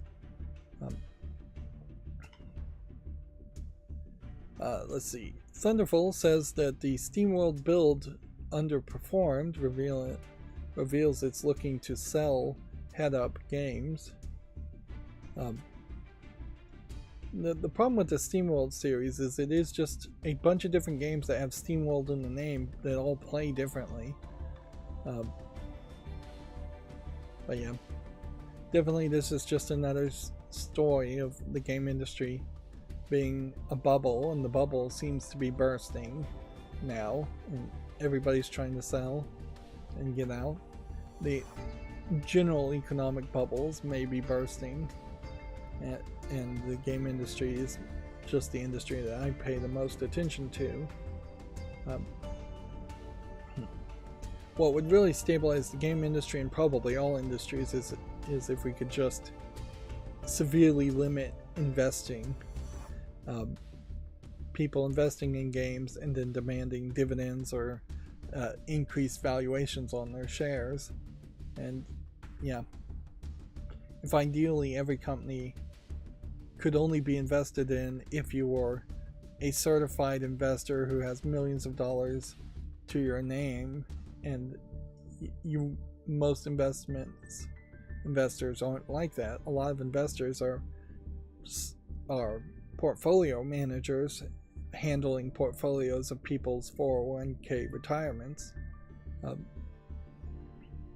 And inherently, I guess, if you just took a step back and fixed that insane mistake and made it so that your average worker who lives paycheck to paycheck was only getting a investment in their retirement via a social security system that was for all, and would actually pay out for all in a reasonable amount, or in bonds that are just government loans guaranteed to pay back as long as the government doesn't collapse, that would solve a lot of problems too, because that stops your retirement money going into a 401k, which goes into the stock market, which is effectively gambling. You're either cheating in the stock market or you're gambling in the stock market. But people don't treat it like it's gambling and don't think of it like it's gambling, and they're putting their entire retirement into these portfolios that are gambling and putting them into the hands of what are just gamblers and portfolio managers. They're then potentially investing in companies like video game companies and demanding the video game companies change how they do their business so they make more money, which is just insane. Like, if we take a simple example here, and if somebody went up to you at your job and said, hey, I'm gonna pay you $5, but for that $5 I'm gonna demand that you change the way you work at your job. You work harder at your job, or you work one extra hour of overtime, and that'll get you more than $5, but I'm gonna demand you work this overtime, one extra hour of overtime every week, and I'm gonna demand a percentage of what you're getting for that one extra hour of overtime in a week. People would not really agree to that, but that's effectively what investing is. That some random stranger is buying your company and buying control of your company, even if you don't know who that random stranger is and you don't know what crazy demands they're going to make. I guess that has nothing really to do with SteamWorld Build underperforming. It does have a little to do with that, but yeah. And there really is no amount of money where that makes sense too, in that simplified example. If somebody said, I'm going to give you $1 million, but you have to work one extra hour a week, I guess at that point you would be getting so much money that one extra hour of overtime per week for the rest of your life would not really get you $1 million likely. That makes sense, but you definitely wouldn't do it for $5 to change your entire schedule, to change your entire lifestyle, to commit to working even one more hour a week.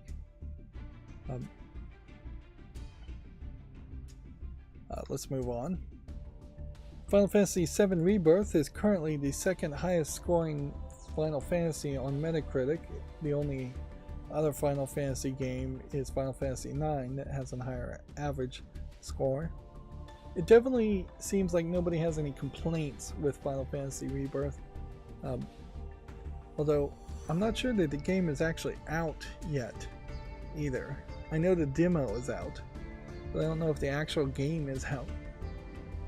And you still, for me personally, have this problem in that I might want to play Final Fantasy Rebirth and the Final Fantasy, what was it called, Reload, before that.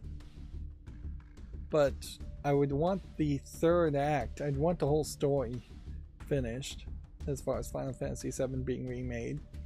And there's some spoilers for the original Final Fantasy game that are implied they would also happen in the remake of Final Fantasy, but I'm not 100% sure I believe that that's actually going to happen, or that any spoilers are going to happen. I think it may very well be a case that they pull a twist and it changes how the story goes.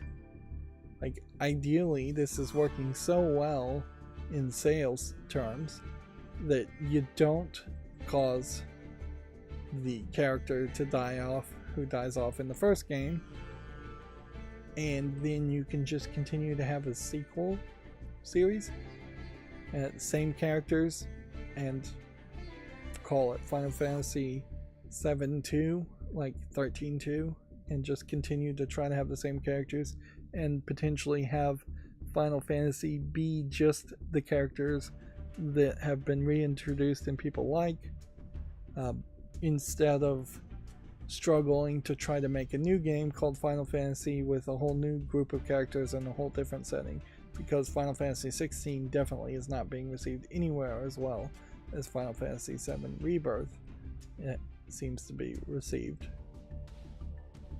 So yeah, Square Enix is a crazy company though, so who knows what they'd really do. But if they were wise, they probably should have stopped after Final Fantasy VII came out and said, this is just what Final Fantasy VII is going to be,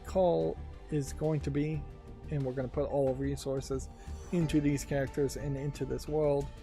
Of course, that would have meant that we wouldn't have ever gotten Final Fantasy 13 or 14, the online MOBA, MMO, not MOBA, but yeah. Nowadays, it probably would make sense to split off the 3 successful series of Final Fantasy games that are modern games into maybe new names, where you just have FF7 : something, and continue to make Final Fantasy 7 games and Final Fantasy 13 games. Getting remakes or sequels of those are possibly around the corner in the next decade or two, and then the MMO will continue to have support, I'm sure. Nier Automata shipments and digital sales have topped 8 million. 500,000 units were sold in 10 months. This is a great example of where you can start a new series or continue a new series and keep the same feeling in the same world, although in fairness, the Nier game really didn't sell as well as Nier Automata and did get really translated well when it was originally brought to the West, but there's definitely an assumption that we'll have another Nier game that is part of the mainline story. They've recently dropped trying to make mobile games and spin-off games for the Nier in favor of just having more polished products. Although weirdly, you kind of need a character that looks like 2B or just 2B to continue the story. Otherwise, people are going to be fairly disappointed. This is also a Square Enix game, so had Nier Automata just been Final Fantasy 16, that would have just continued that same problem. So it does kind of seem like Square Enix is somewhat learning that lesson, where they are letting other newer story series play and have different names instead of just naming everything Final Fantasy, which even at that, it's kind of crazy that Final Fantasy VII is called Final Fantasy, because there's way more sci-fi in Final Fantasy VII than what you would have had in Final Fantasy 1, 2, or 3, which were actually just fantasy games in a fantasy world, whereas all the recent fantasy Final Fantasy games are not really fantasy games so much. They're more sci-fi in their elements, or they have at least a tinge of technology that feels like it's just generic technology instead of being based off like magical technology. You see it in the clothing of the characters. The clothing they wear looks like stuff that would just have been sewn by a sewing machine, not robes that would have been magically conjured up or made by like enchanted spiders sewing the clothing together. Yes, you have chocobos and creatures, and sometimes you have like forested open areas, but Final Fantasy VII has a very high industrial level of feel to it. Moving on, Palworld Early Access has topped 15 million sales on Steam and 10 million players on Xbox. So the numbers still seem to be growing. The amount they've been growing, though, I would say has fairly significantly slowed down, and there really isn't anything new to say about Palworld in its early access state. This image is interesting in that there are several characters here that look like they would be the Elite 5 bad guys of the Palworld universe, each with their own pal behind them. But this may just be a generated image and have nothing to do with any real storyline. We should check Palworld here on Steam and we can just see what the reviews are saying right now. Very positive, 94% in the last 30 days, which it's not been out for barely 30 days anyway, so this doesn't need to be on the follow list and the wish list. But yeah, we're not seeing a huge issue. The 24-hour peak is 337,000 players, which is still very high. The Nintendo Direct has come and gone, and they said absolutely nothing around Palworld, which from that you can assume that the Pokemon Company, which Nintendo is a part owner in, has looked at this and said, yeah, they really can't make a lawsuit against Palworld that would win.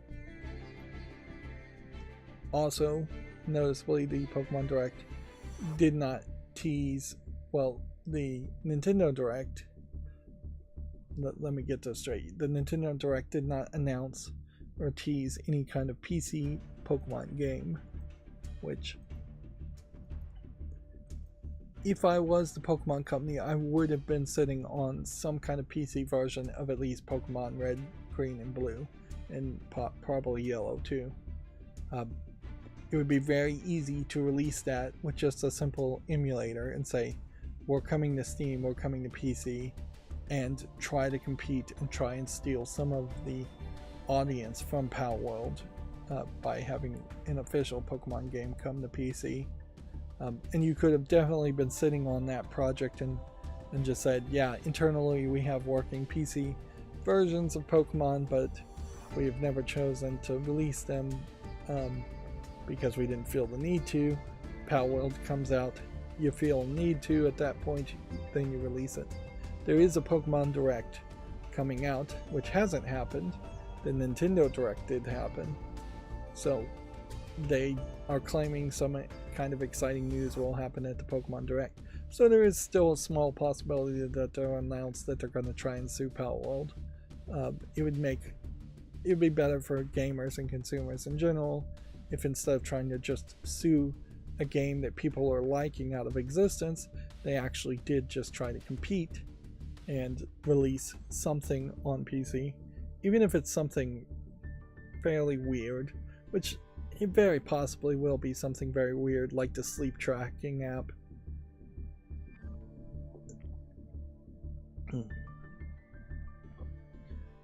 Even if they really were just announcing that there's a video player that's, or a YouTube channel for the old Pokemon series, would be a good announcement, because it has gotten more difficult to actually watch the Pokemon anime old series.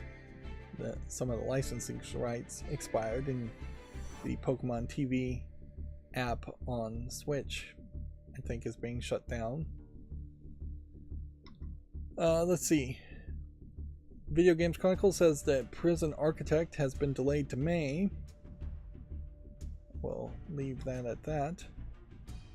Koji Kondo still has one instrument he wants to use in a video game. The legendary Nintendo composer has an emotional attachment to one particular instrument that he hasn't used.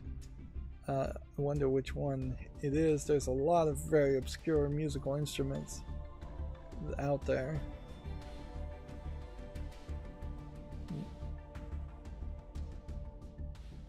The Tashiokoto, also known as the Nagoya harp, is a specific type of koto, a category of Japanese string instruments invented in 1912 by musician Goro Morita. Do they even have a picture of it? No. So yeah, it's an obscure Japanese musical instrument, which I'm pretty sure there's quite a few obscure Japanese musical instruments out there. So yeah, this is the kind of GameDeveloper.com article that really isn't going to mean too much to anything. We'll probably see him use that instrument at some point, and I imagine he'd probably play it better than most, but not at an expert level.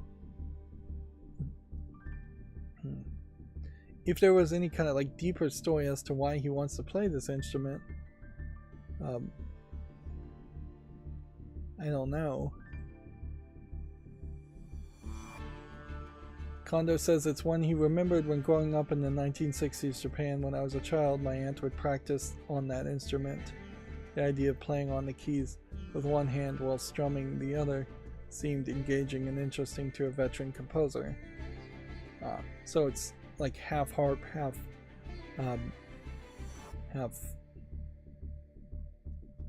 organ, or what's the thing Weird Al plays?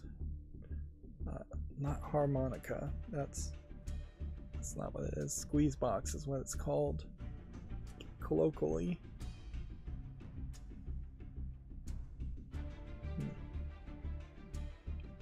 Well, whatever. Yeah, it still is really not really relevant information as far as the news story goes, other than maybe we'll have him do some project in the future in which he plays that instrument, which won't really matter that much to most people, because most people couldn't tell one instrument making a sound versus another. And if you asked me, generally speaking, I would just assume all music is programmed these days by just MIDI samples and programming the music in a computer. You would have a MIDI compatible piano pretty much plugged into the computer. You would play the notes on the piano, then you would translate the notes to a different sample so it would sound like a harp or a flute or whatever you wanted it to sound like. But it's all just computer generated sounds to me. I don't get into the deep elements of music, and I'm not that intelligent around music to get into the deep elements. I just can tell you whether the tone and pacing and the notes being played in chords sound good enough for me that they don't stand out.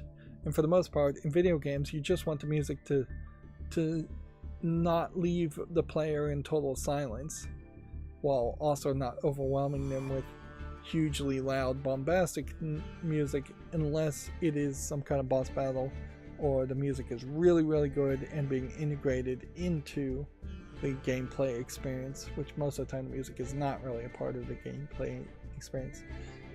Yu-Gi-Oh! Master Duel's background music is a great example of that, in that it plays the same song over and over again, and it's just very easy to ignore it. But if I didn't have it playing, I would just be in total silence, and that would be more annoying, particularly if I just went silent for a few seconds. Now, GameDeveloper.com and, weirdly, a completely separate Godot engine seem to be celebrating games that got shelved, that didn't get finished. Here they have a editorial, the graveyard of features and games when stuff that seemed promising just doesn't work. So in particular they're talking about features in games, not entire games, where the Godot engine was asking people to submit games that they've shelved and aren't currently working on, which seems like a weird focus. Chain of offers, monetization markets. Now, if you're a game developer, battle passes, thinking about monetization or thinking about adding features to your game, an article like this might be very useful. It's just not really news to talk about features that just didn't really work. Downloading the tutorial. Interesting. Yeah, that is a good example of something not to do, is download a game and then have to wait to download the tutorial a second time. The 2 downloads in a row is going to be a mistake. But this list really doesn't feel like it's that extensive. More, this is how somebody took a rant against 3 or 4 things they don't like and turned it into a editorial that comes off a little bit more high-minded than the rant would. You see, Warner Brothers bracing for a tough quarter after Suicide Squad underperforms.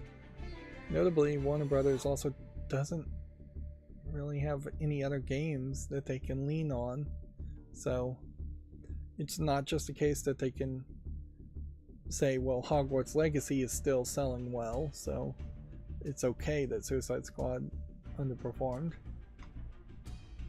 Deep Rock Galactic Survivor has sold 500,000 units in its first week, which, okay, another potential success and another hint that people are ready for new games and ready to play new games. I still occasionally hear people talking about Baldur's Gate 3, but I think we probably have hit a saturation point where people who are still playing Baldur's Gate 3 will love Baldur's Gate 3, but without any DLC or update, there's just not anything new to say about the game, which is fine, really. They could now just focus on either making DLC or just making a Baldur's Gate 4. Let's see, what did Xbox Wire have to say that I had their Twitter feed up? Not sure we actually got the full confirmation that Sea of Thieves was the 4th game coming to, I think, PlayStation. Free Code Fridays, no.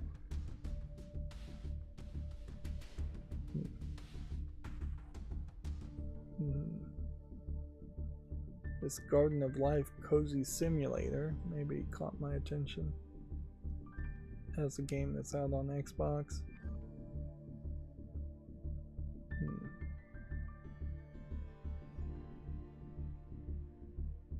Yeah, I don't know what caught my attention to open this Twitter feed. Xbox Wire in particular seems to just really promote every game that comes back on Xbox Game Pass.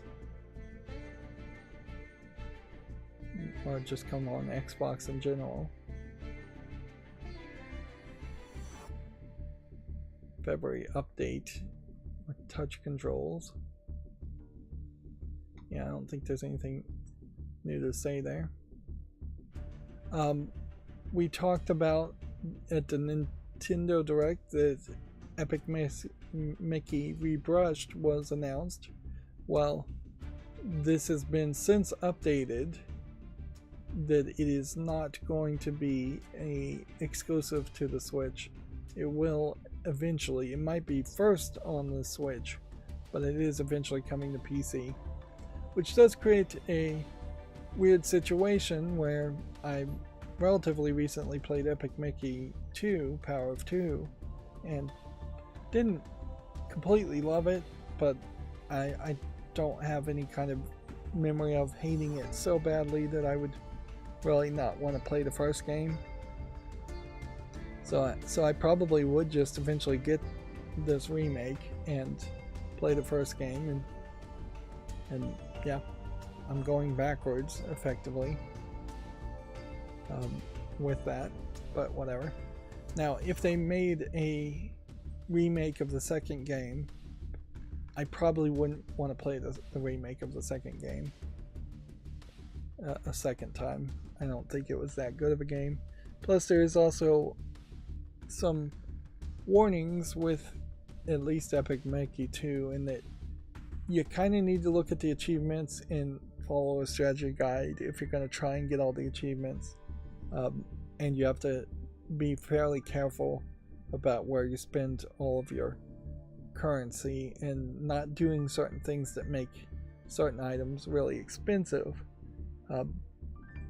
because there are just some moral choices you can make or accidentally make that will make it very difficult to unlock all the content in Epic Mickey 2. And for a Mickey game, that's a little weird. The game itself, I think, was a little weird, and it was kind of a little too hard for what probably should have been a kid's game, and it's a little too dark, I would say, for probably what should be a kid's game. Oh, I did have this picture. So here we can see 2K showing off Mad Moxie as a character, and she has the hat and she has the makeup, but I would say the makeup is not anywhere as crazy and wild. And she does have an iconic heart tattoo, but not really any scars. Inherently, the faces of real human actors aren't really going to match that much, and the body proportions aren't going to match that much. What they're not showing here is any of her legs, as far as whether she's wearing the crazy stockings and the underwear, thong underwear, showing by at least a slit in her skirt on the side. Is how I would have to really compare this to something else. Let's see.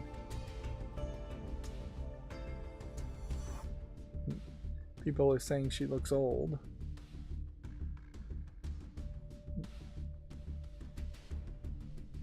Yeah, and in fairness, she does look rather old. And Mad Moxie in the game is supposed to be old, but the assumption is that she's had a lot of work done in the fantasy world. I really would have liked to see a picture of Mad Moxie, and so let's see if I can just bring up a picture that's safe for work of what she looks like in the game, just as a comparison. We'll just do a Google image search. Safe search is strict.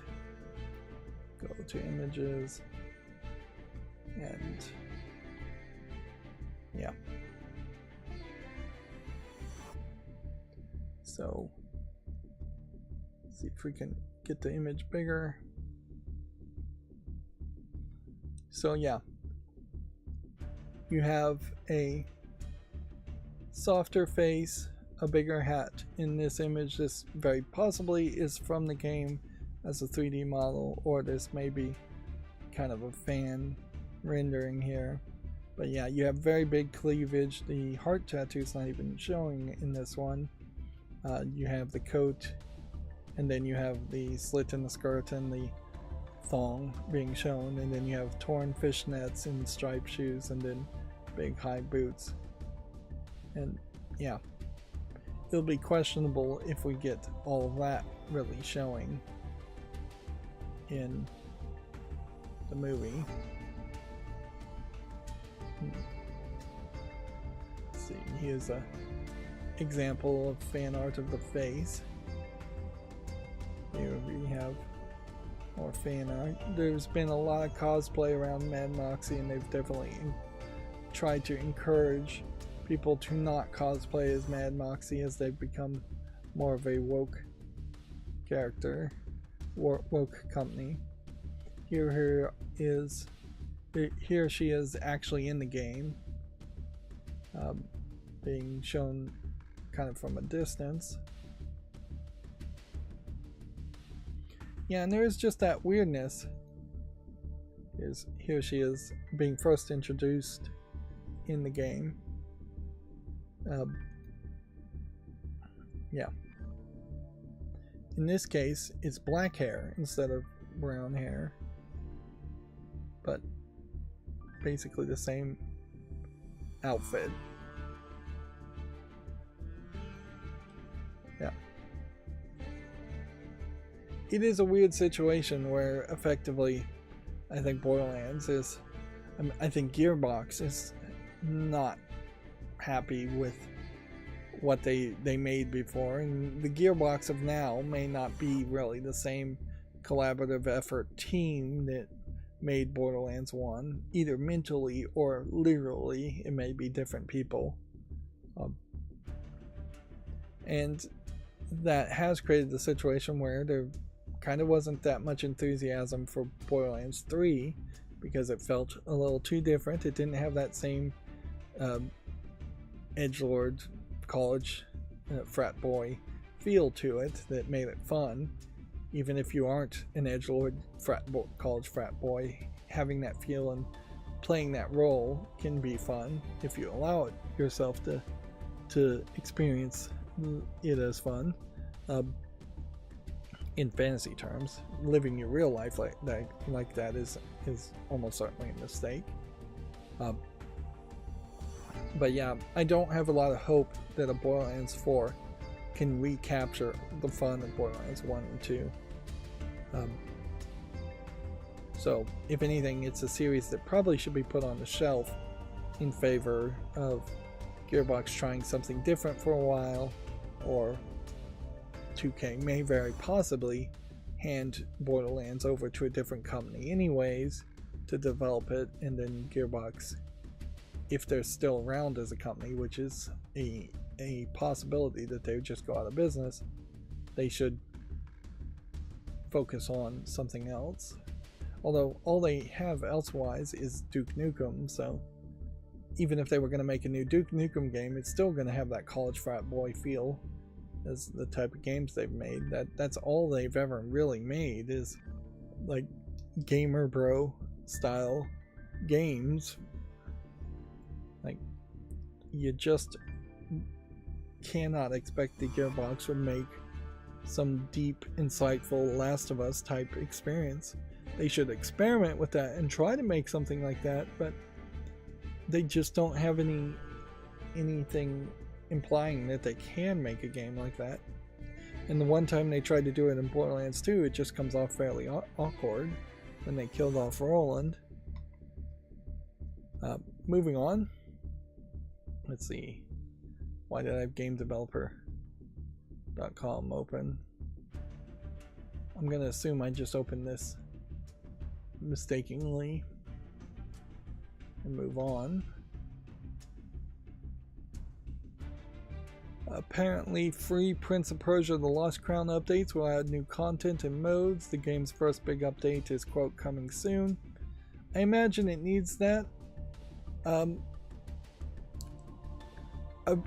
there was a lot of people, including me, that weren't very enthusiastic for Prince of Persia: The Lost Crown.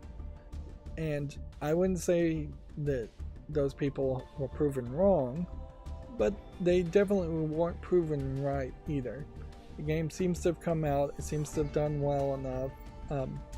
There is still definitely some weirdness around it being called a Prince of Persia game in the first place, because it plays very differently from what a Prince of Persia game has ever played before.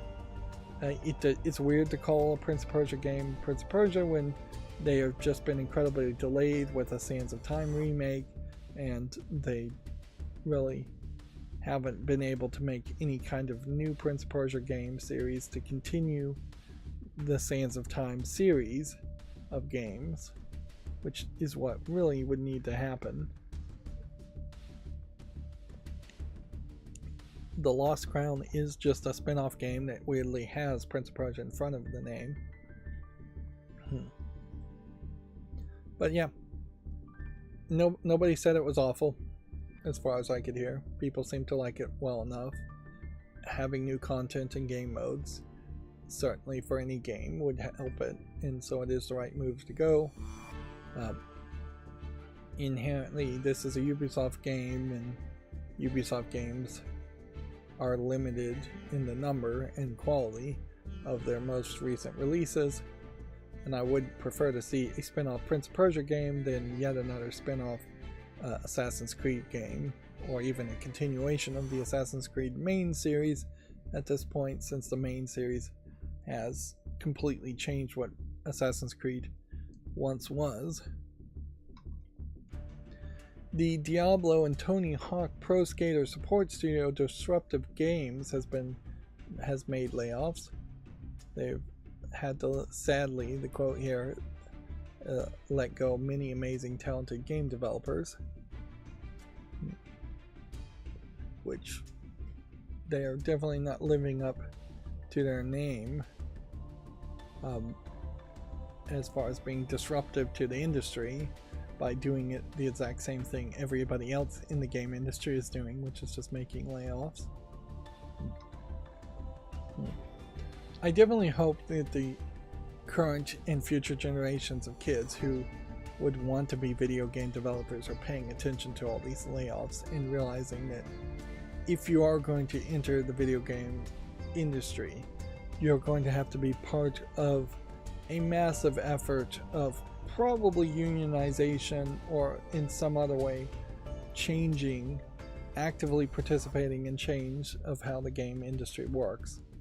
Assuming the industry even exists. Who knows? Everything may just be developed by AI by that point. Here is some actual news from Baldur's Gate 3. Larian says Baldur's Gate 3 will receive official cross-platform mod support. It hopes to introduce it in the game's next major patch, which is still several months away. I don't know what mods really are needed or how mods would really change Baldur's Gate 3. Although in fairness, I don't really know how Baldur's Gate 3 plays. I've heard a lot of praise of it, but it does seem like the actual gameplay is not the part that people talk about in Baldur's Gate 3 as much as just the visuals and the romances and the character designs. The Hideo Kojima documentary called Connecting Worlds is now on Disney+. Disney+, last I heard, was doing pretty poorly. It seems weird that a PlayStation Productions documentary and Kojima Productions somehow ended up on Disney+, but whatever. And honestly, that feels like a weird place for it to be. I always get the feeling, as somebody who doesn't have Disney+, that Disney+ really should just be like the Disney Channel, and it should just have Disney movies and kids cartoons, and it really shouldn't be any adult content at all, with maybe the exception of The Mandalorian and some of the Marvel failed TV series. But it always feels like there's just more on Disney+, and the Disney+ is trying to target adults way more than they probably should. And a documentary in general feels like you're targeting adults, and a documentary around a kind of crazy Japanese game creator who made a crazy Japanese game really stands out as being weird. Activision says that it has banned 6,000 Call of Duty accounts following a spike in cheating reports. Game code for the limited time perks like Super Speed has also been disabled. So this is Activision still doing its Activision thing, being very proud of banning cheaters, which I don't know. I don't talk to people that actually play Call of Duty.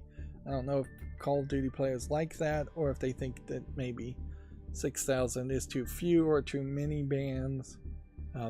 It does seem very weird that Activision in particular is so proud and so vocal about who gets banned. It's not like Steam comes back this often and talks about how many VAC banned accounts they've made and had, because when you are proud about banning 6,000 accounts for cheating, you're just admitting that there's a lot of cheating going on in your game, and you can not really prevent it 100%, because we know that this isn't a case that they caught all the cheaters and the game is now cheater free. So it doesn't seem like at this point Activision is going to change how it announces things or how it does things with Call of Duty, just because they're owned by Microsoft, which at some point in the distant future maybe Microsoft will change that. I would think if I acquired a company, I would say all press releases must go through me, or go through Phil Spencer or whoever's very high up there, and that there should be just coordinated ways in which press conferences and press releases are released and announcements are made, so that it always feels like it's coming from the same person, from the same voice. But no, this definitely feels like a different kind of announcement from Activision than what you would get from any other Xbox owned company, Microsoft owned company. Platinum Games on February 22nd was celebrating the 7-year anniversary of Nier Automata being released. Maybe it wasn't immediately released in the West 7 years ago. I wouldn't remember. And so you have a heck of a lot of fan art that they're showing, or just, if not fan art, celebration art. But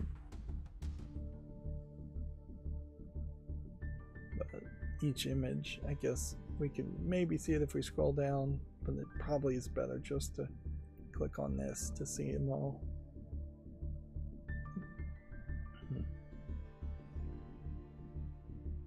Yeah. This is from their own website. So clearly they're still making 2B be the celebrity of the Nier series. So they're either going to have to introduce that's less images than I thought we would actually see. There. It's weird. Seems like there was only 3 or 4 images that were big, and then there's a bunch of smaller ones. So yeah, they're gonna have to introduce either a character that looks a lot like 2B, or in some other way looks very different and very interesting, and they roll the dice on that. Yeah, you have the same problem with like Atelier Ryza series, in that as soon as the trilogy of the Atelier Ryza series ended and they moved on to a different Atelier group of people,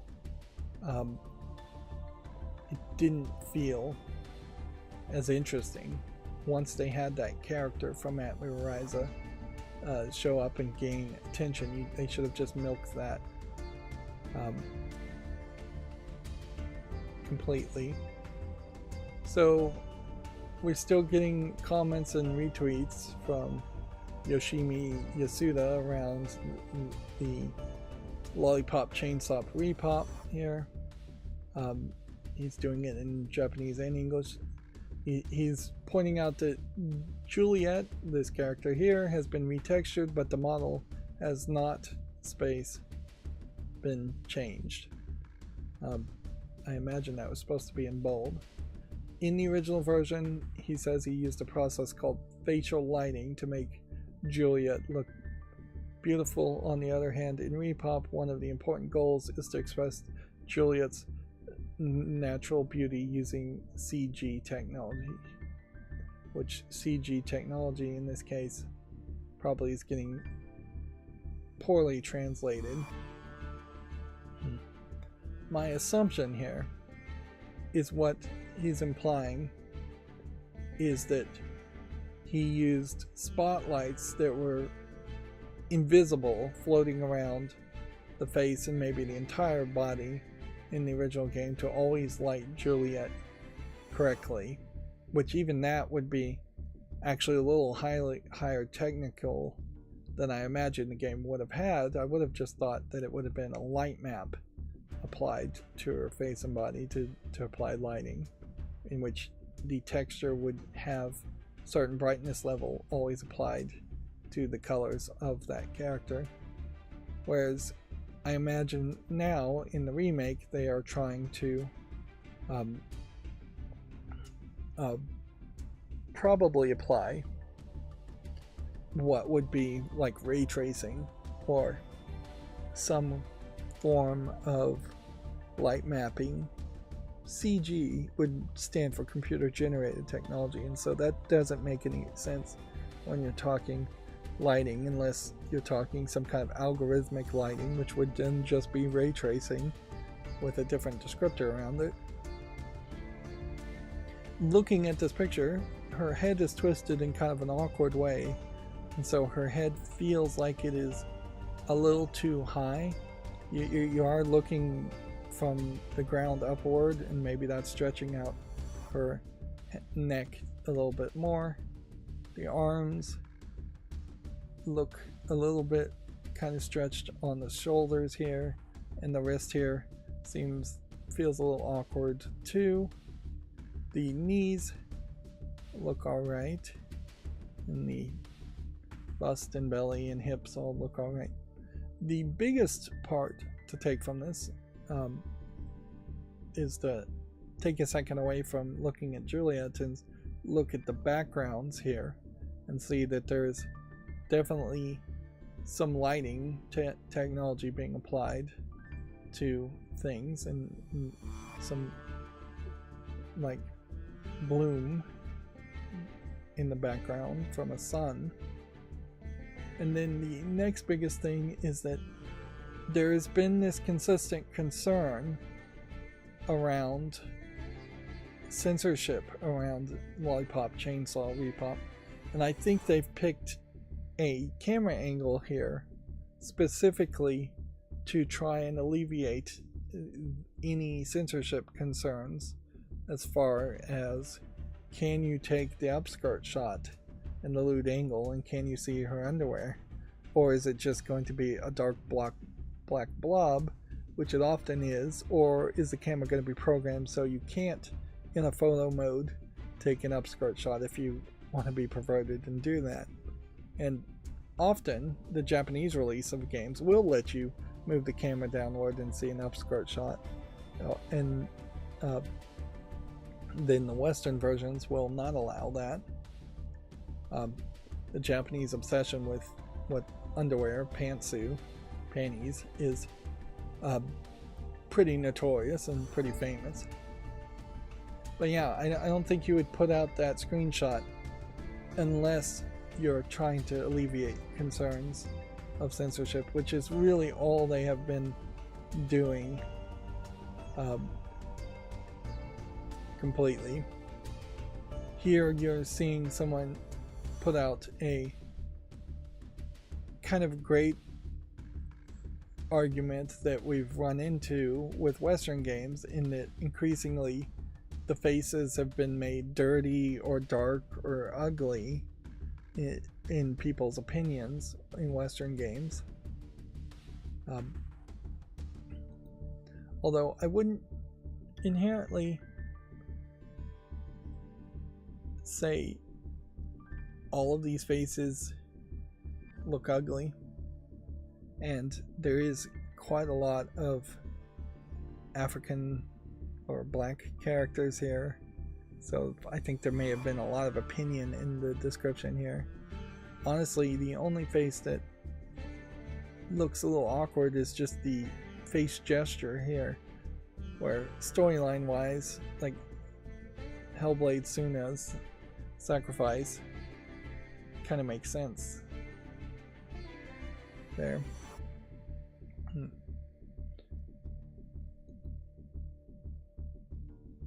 Yeah, but yeah, here you can see a meme of here's what the face model looked like here, and then here you see chubbier, fatter face of the character in the game.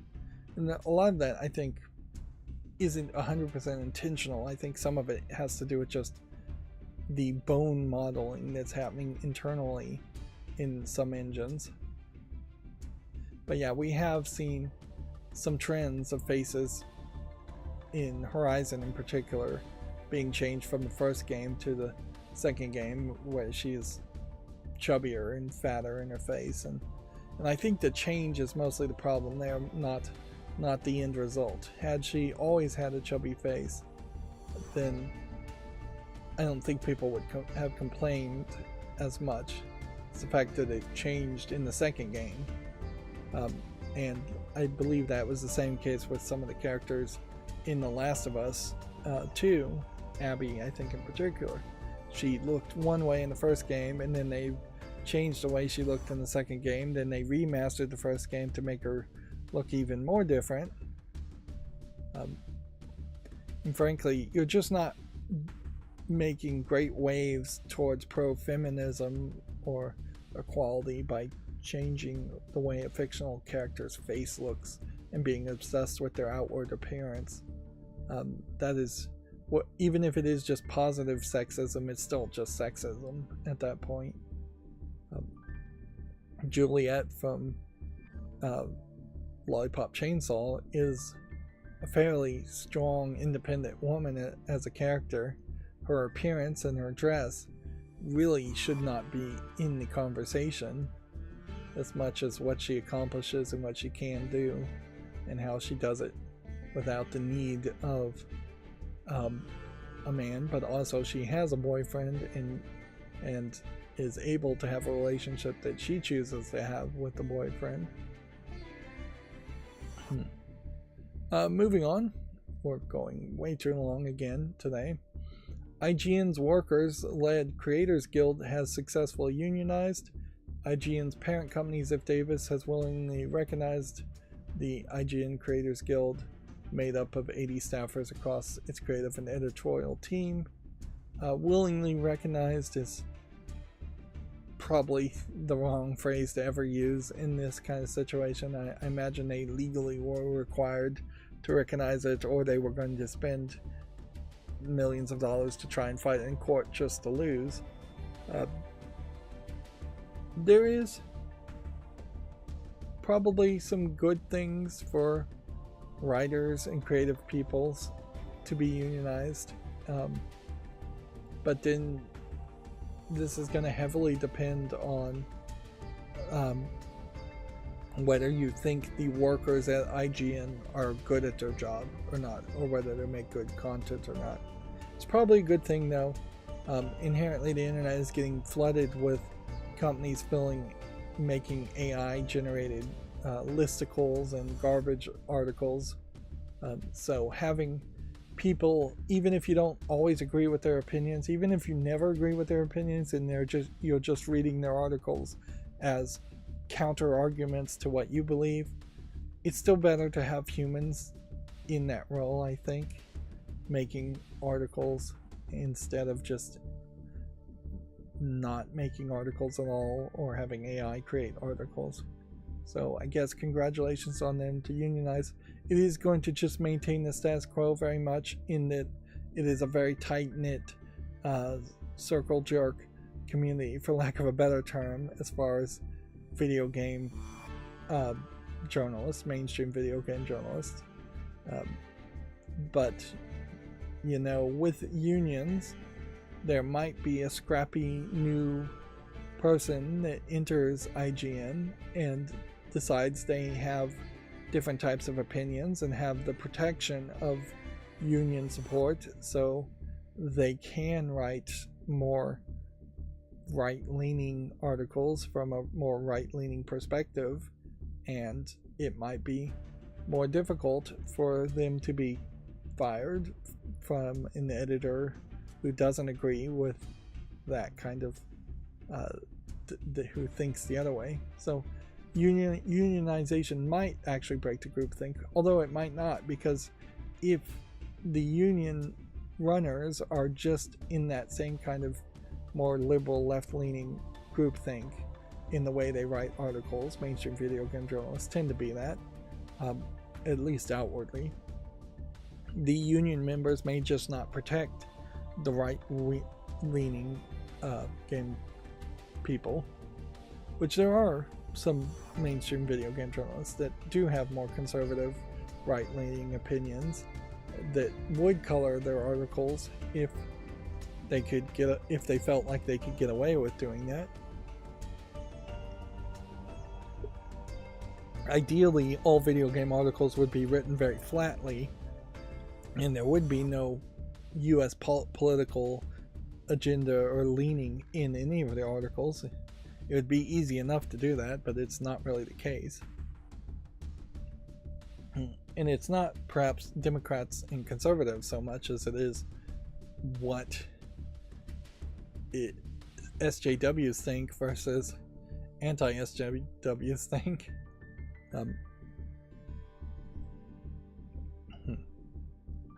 But yeah, it'll be interesting to see if this leads to any better quality IGN articles or more people reading IGN articles or not.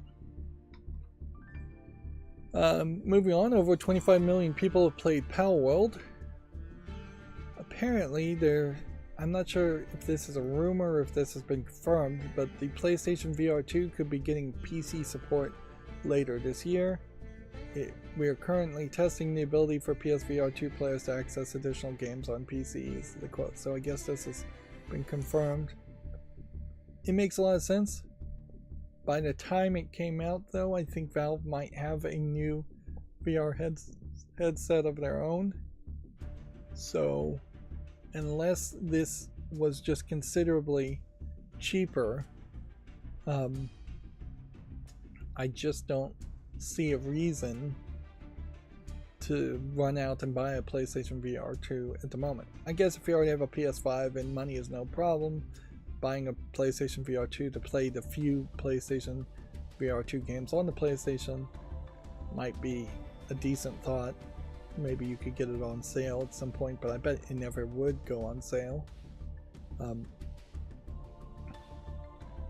But yeah, if I was trying to play PC games with a VR headset, I don't think I would even be considering the PlayStation VR 2 unless it was just way cheaper and just about as good. The bigger problem still, it doesn't matter how many platforms any VR headset is playable on, there just aren't enough VR games worth playing. VR is just going to consistently be a brick wall as far as progress goes until VR is like just super cheap and development of games for VR is super cheap, and that's probably at least 10 years away, if not much further away.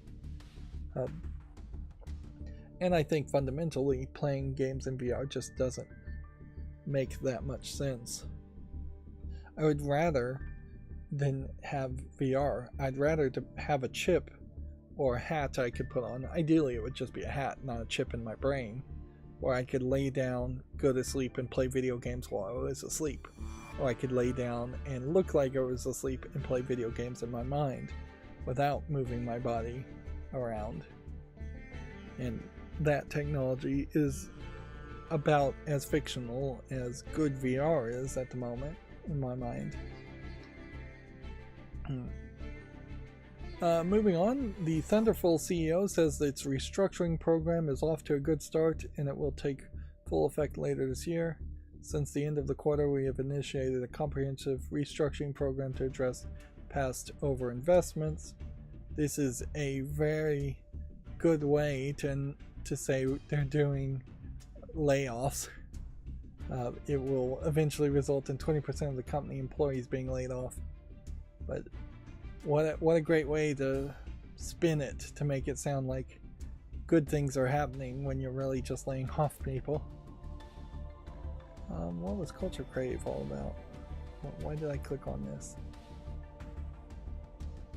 I think I just clicked on this accidentally. Yeah, there's nothing here. There was the big, I didn't even talk about it because it wasn't really video game related, but cell phone service went down. I guess they probably showed off this Borderlands trailer. But yeah, there's nothing else here to talk about. It doesn't really mean anything to me though that the cell phones were down as far as video games related. Speaking of barely being video game related, the National Video Game Museum was promoting this tabletop adventures, which I'm not sure if they're actually directly affiliated with this at all, but at the Frisco Discovery Center on 3/16, there's an event that includes exciting individual 2 to 4 hour role-playing games between 11 a.m. and 7 p.m., each led by an experienced game master. So it's tabletop games like Dungeons and Dragons, which is not video games. Each game only costs $5 for entry and is open to adults only, which definitely seems like a weird element. And it's a weird thing certainly to promote, as you're supposed to be the National Video Game Museum, to promote something that is a direct competitor to video games. It also highlights something here in that the next latest post from National Video Game Museum was from February 2nd, so it's been 20 days since they have tweeted or retweeted anything at all, which is fine. I mean, if you have nothing to say, then don't tweet and don't open your mouth, I guess, but it definitely feels like they should have something more to say. There could be little facts this week in video games, things like that. There are other YouTubers that have channels totally dedicated to what happened in video games each week. You could just repeat what they say. You could talk about sales, you could talk about layoffs, you could talk about anything and all, if you want to talk about things, or you could just have events. Overall, you'd think that the National Video Game Museum would occasionally have like an event, cheaper entry on the slow day of the week. There's got to be a Tuesday or Wednesday when they get very few people showing up. Wouldn't that be a great time to have half off ticket sales or something like that to try and boost your attendance? Definitely don't promote an event that is in direct competition, particularly since I don't think the event is even happening at the National Video Game Museum. It would be a different thing, I guess, if you were having a tabletop event in the Video Game Museum itself. But whatever. Tales of Arise has hit 3 million copies sold. And then the ESA also retweeted something a little weird.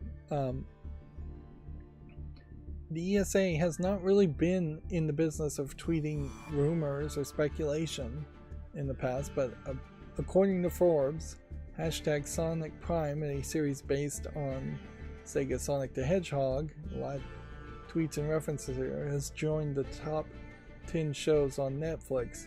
The trend continues to show the growing influence of video games in shaping diverse forms of entertainment. I guess this isn't so much a rumor. It's a rumor, according to Forbes, that it is in the top 10 shows. But yeah, I would also believe that to be the case. It is a more interesting tweet, certainly, from the ESA than them really retweeting a California Congressional District representative, not Republican, Rep, REP, representative giving a speech and a bunch of people in suits listening to the speech.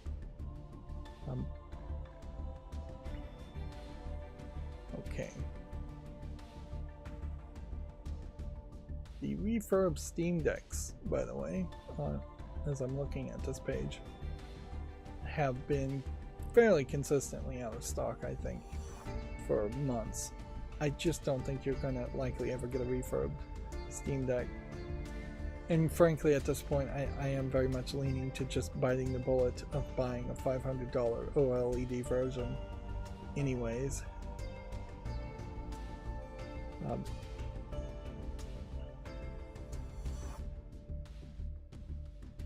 Yeah. So we're not at the end of the show. Let's say that early. Here are the games from the last stream that I'm going to make YouTube shorts on, although I feel like I've already shown a lot of these. Yeah, because those would have been the big ones. And then these are the games I'm going to consider putting on, making YouTube shorts on. And we'll try and burn through these. Tales of the Magic Ball is a marble game, but it looks polished enough to give it a chance.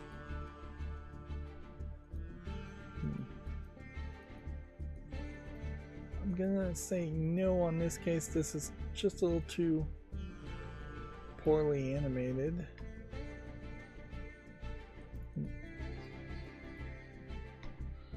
Constantly the problem is if I do start being more strict as far as just what games I want to talk about or highlight, I am gonna just increasingly make it an arbitrary game. See, if this game was an old game, I might have said yes to it, but it's early access, so we know it's a brand new game.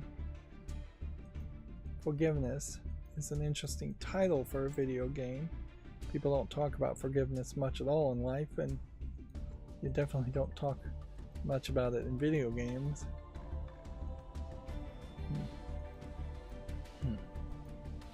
They were talking on Reddit like what were the worst video games ever, and Road to Hell Retribution was one of the games being mentioned. Let's see, does this support English? Yes. Guess we'll give that a chance.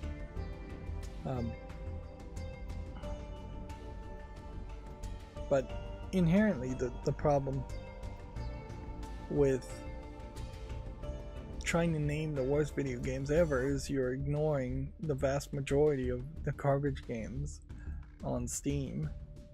Games that nobody would have ever seen.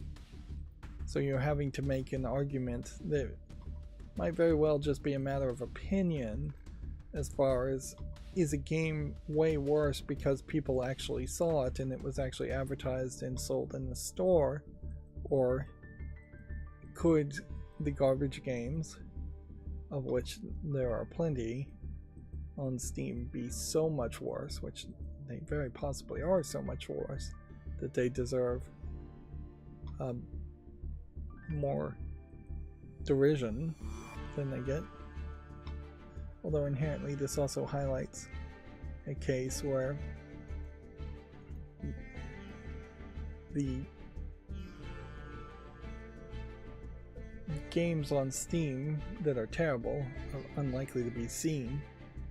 And we have yet another adult game where you have anime waifus in bikinis, where this almost certainly should be in the adult section and have actual nudity for it to make any sense at all. And yet it doesn't seem to do either one of those things, be in the adult section or have actual nudity.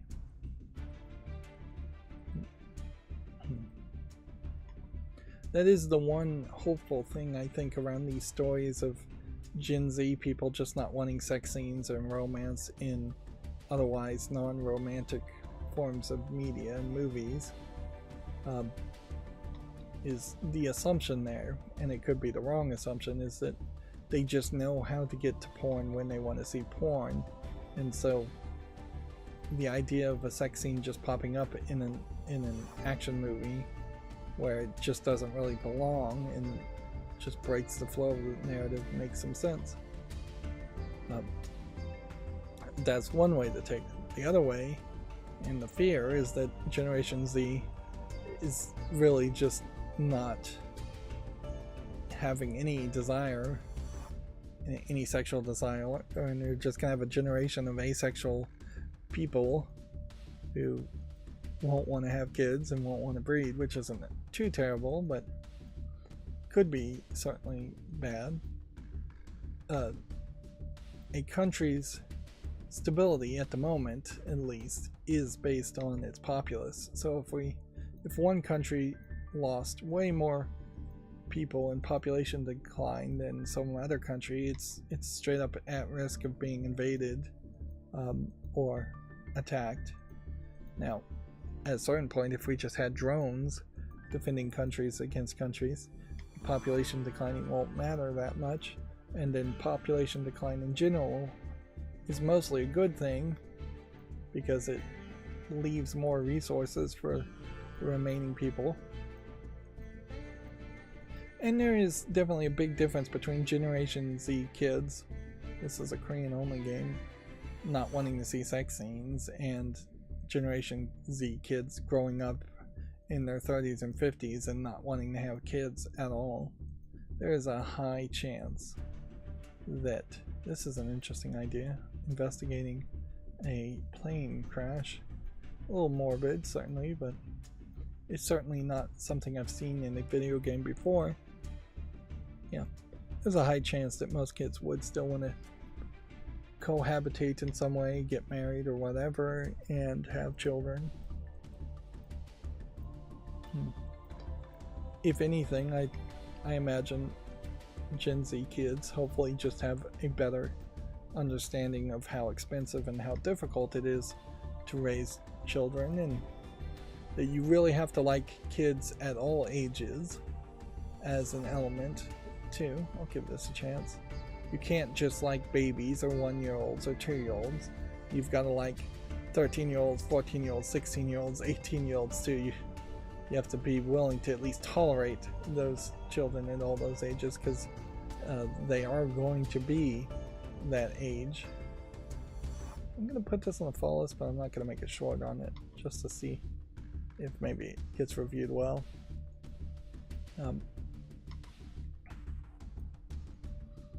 And yeah, same is true with relationships, is that you can't just like somebody, a significant other, when you're in that puppy love beginning of a relationship, the first 6 weeks when it's hot and heavy and wild. You've got to also be able to at least tolerate them when they're sick, when they're old, when they're angry, when they're doing poorly in the job, when they're fired, when they're doing well in the job, when they're overworking potentially in the job. Like, all of those are different statuses that might occur with a significant other.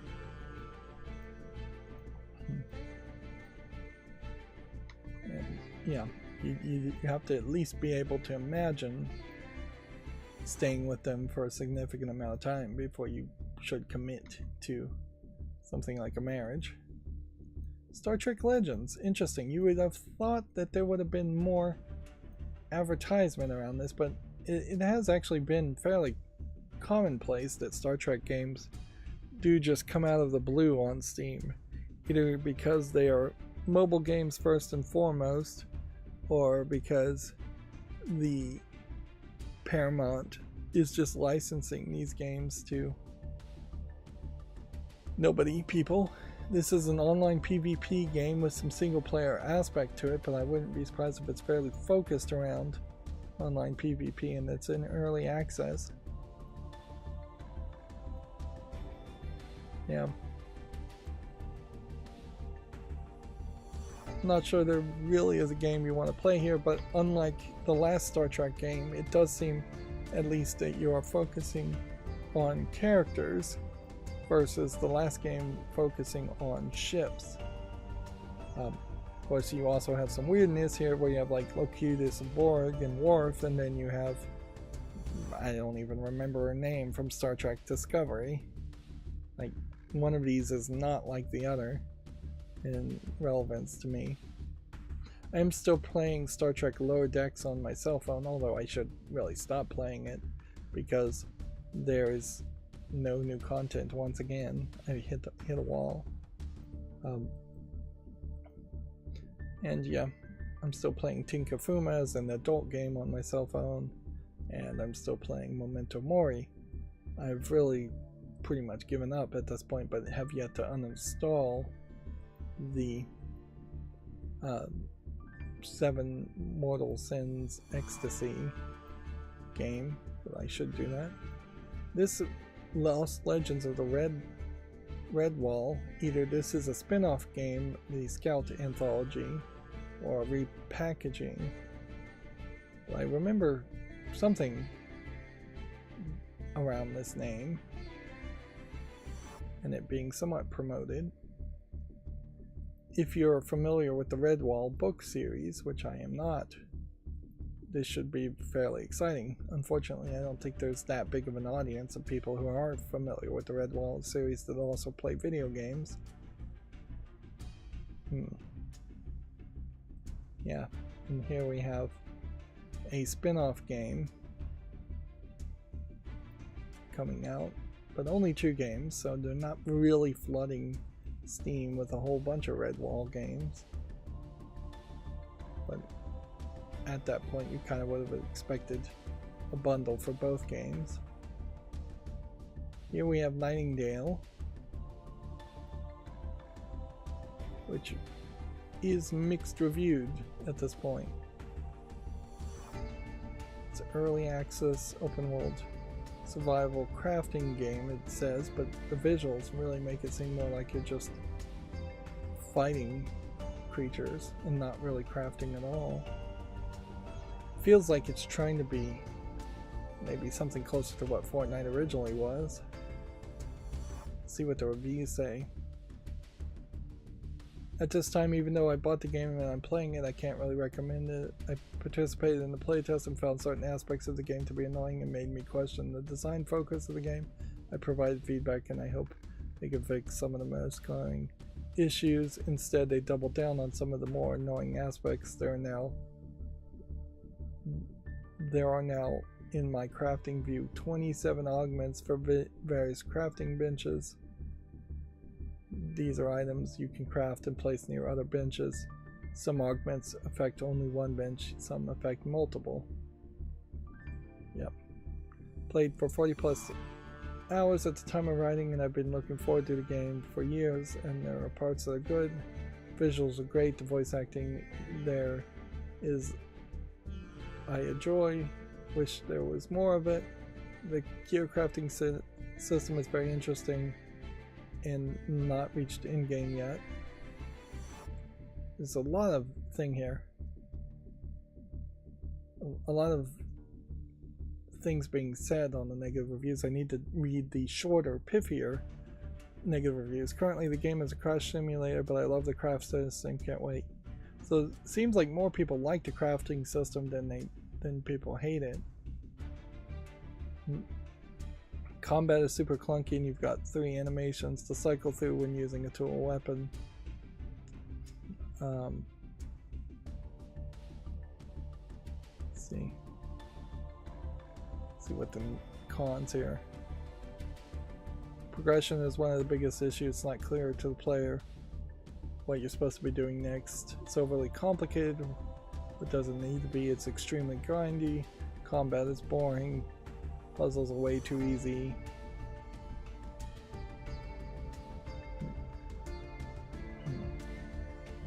So, really long-winded negative reviews. Normally we don't see that in games.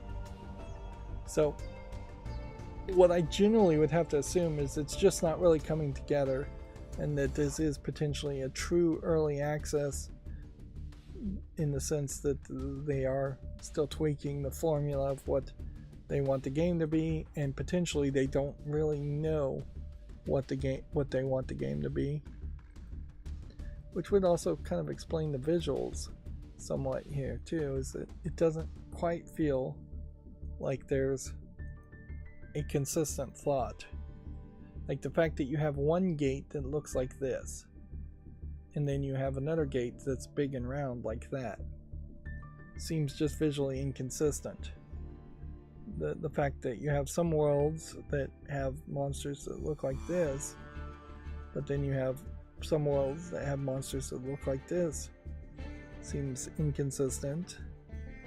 And then you definitely get some real inconsistency here with this, and fairly high inconsistency in the dress and the outfits.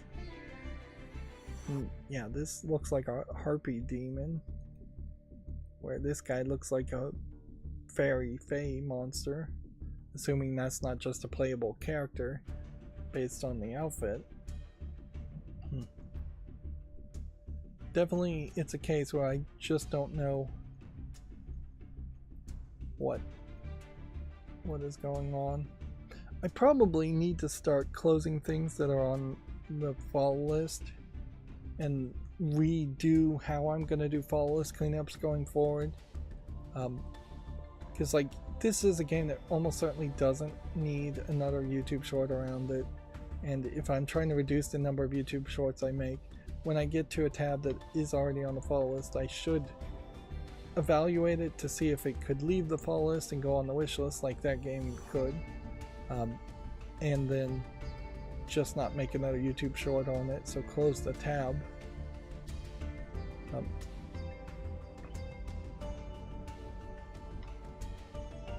Let's see, World War, give that a chance. And this has been something I guess I just haven't really had to deal with so far in my systems, because I just have not run into a lot of games up until this point that that had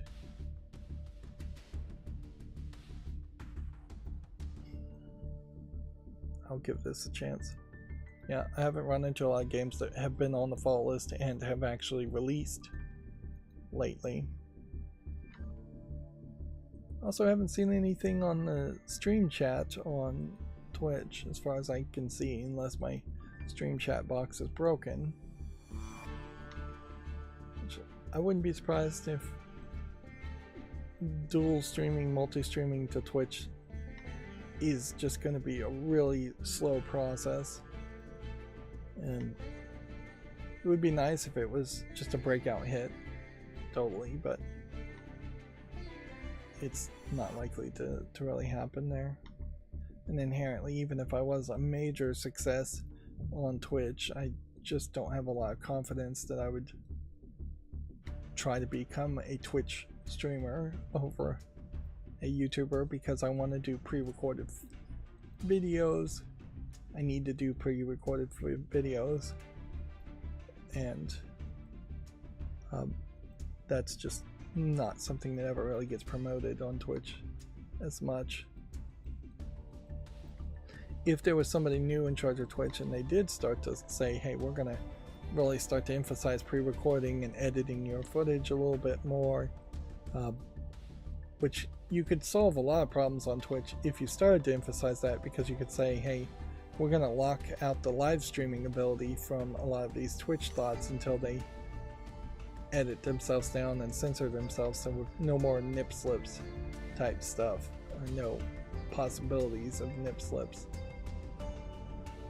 Right. Yeah, here's another example of a game that's on the fall list, which I guess I still have to leave it on the fall list, but I don't think I need to make another YouTube short around it. Probably not going to do anything with Culture Wars. It's probably a meme game.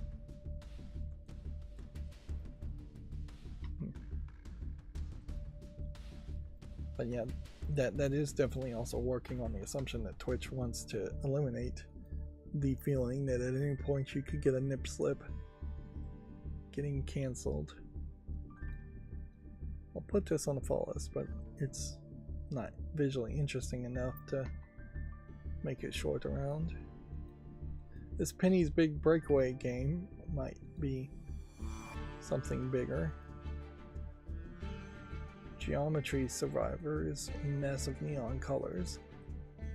And there is definitely a danger that you could make a good game that's a mess of neon colors, and I just wouldn't give it the time of day and make a YouTube short on it, because in screenshot form there's just way too much going on the screen.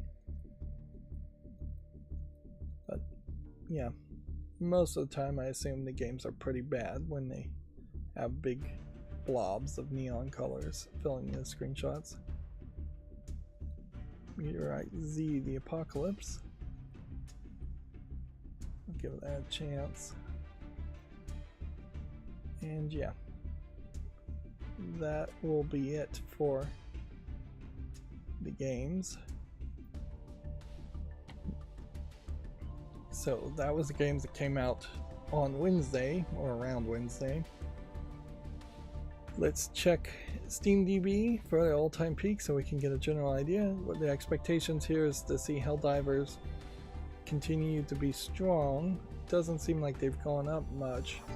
And Palworld is continuing to be strong, but definitely they have moved down in their trajectory. It seems to me it's more of a case, because of probably a lot of server issues with Helldivers, that they've just plateaued at 457,000 being their peak, and they're not going to, until they can fix their server issues, at least they're not going to be able to get to these higher numbers of 2 or 3 million concurrent players at the same time. Is anything else really different in the top 15? No, Grand Blue Fantasy Relink has dropped down to position 16. And Elden Ring may be climbing up because they announced new DLC around that. But yeah, doesn't feel like there's been that big of changes. Here we can see Palworld has dropped down, Helldivers has dropped down, Apex Legends has kind of plateaued off. Naraka Blade Point is kind of plateaued off. Lost Epic here seems to be a new game out of the blue, or it's doing really well. Let's see.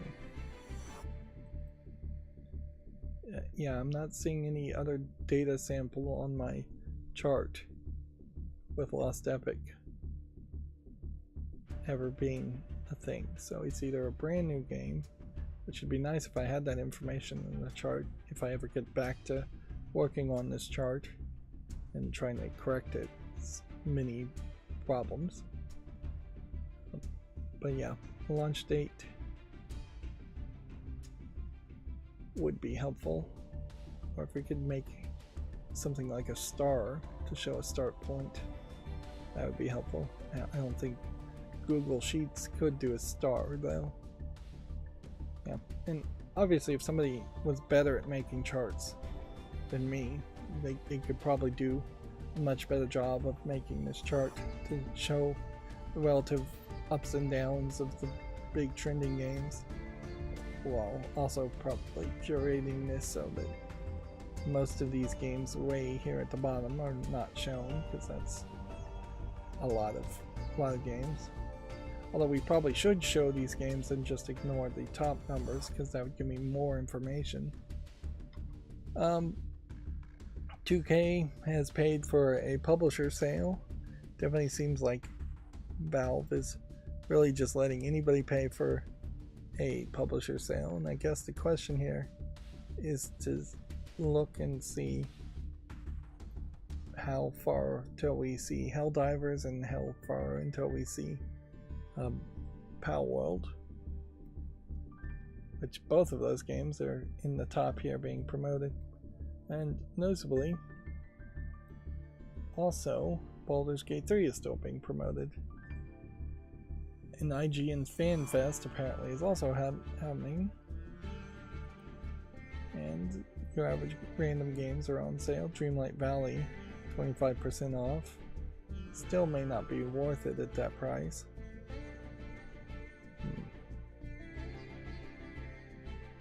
You kind of see the same games go on sale very often. And it's not like more games go on sale if you already have purchased games. Regency Solitaire 2. When did this come out? I covered Regency Solitaire 1. And the content creators found me on Twitter and thanked me. I mean, the game creators. I'm the content creator. Thanked me for covering their game. I did not like their next game as much, Shadowhand. It was a little too grindy.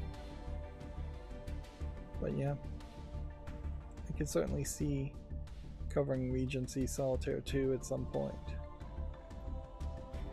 Alright, and so now we're going to go through the news and try and make the clips, continuing down the path of trying to train myself not to stumble over the headlines and just read the headlines and move on, so it is a faster experience.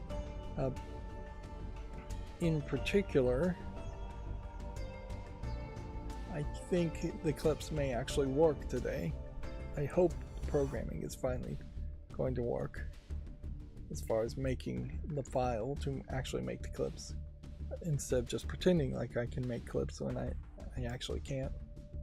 Let's go through this fairly quickly. It's already been pretty long, although by Twitch standards 3 hours and 16 minutes stream is probably about average. Alright. That is not Regency Solitaire. Alright, we're going to have to move this tab all the way to the end, because that was supposed to, I should have opened it in a new tab. And instead I clicked on it, which that was a mistake, and that may just be a compounded mistake. The only way this system works is I have to be at the far right of all the tabs in a window in Firefox. And then when I middle mouse button, it closes that tab and moves to the next left tab, which would be the new far right. And all new tabs have to be at the far left. And it, I think, only works that way. If I flipped everything around, which I could do, it just wouldn't. The programming is slightly different on how it reacts in Firefox. So I can't be at like the far left, which is normally what would be the situation, is that you'd be at the very far left of the tabs, and then in closing the far leftmost tab you would then go to the new leftmost tab, which would be to the right of the leftmost tab. Anyways, we're supposed to be covering news. Let's try this again. Activision is working to fix Modern Warfare and Warzone progression tracking issues. Warner says Suicide Squad Kill the Justice League has fallen short of expectations. Modern Warfare 3 tops US's January sales charts ahead of Tekken and Suicide Squad.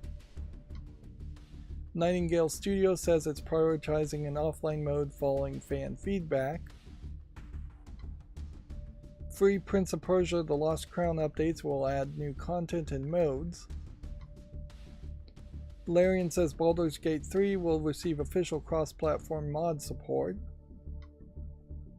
Helldivers 2 increases the player cap to 700,000, but CEO warns it will still likely max out. So I assume that's the number of XP you can get as a player, not the total number of players playing at the same time. No, it is the total number of players playing at the same time, isn't it? Yeah, that's not what I think of when I hit a phrase player cap, but I might be wrong about understanding what they mean when they say that. Activision says it's banned 6,000 Call of Duty accounts following a spike in cheating reports. The Hideo Kojima documentary Connecting Worlds is now on Disney+. EA is offering 11,000 plus players $600 to opt into appearing in EA Sports College Football.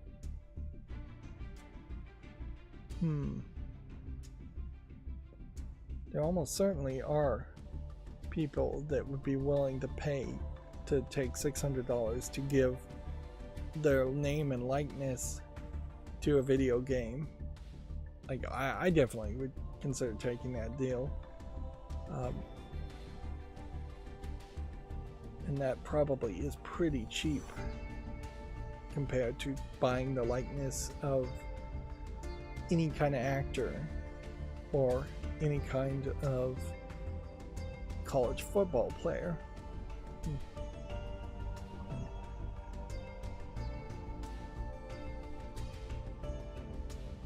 Yeah, I guess the question is, what do they mean by players here? Do they mean players of college football players, which $600 is way too little?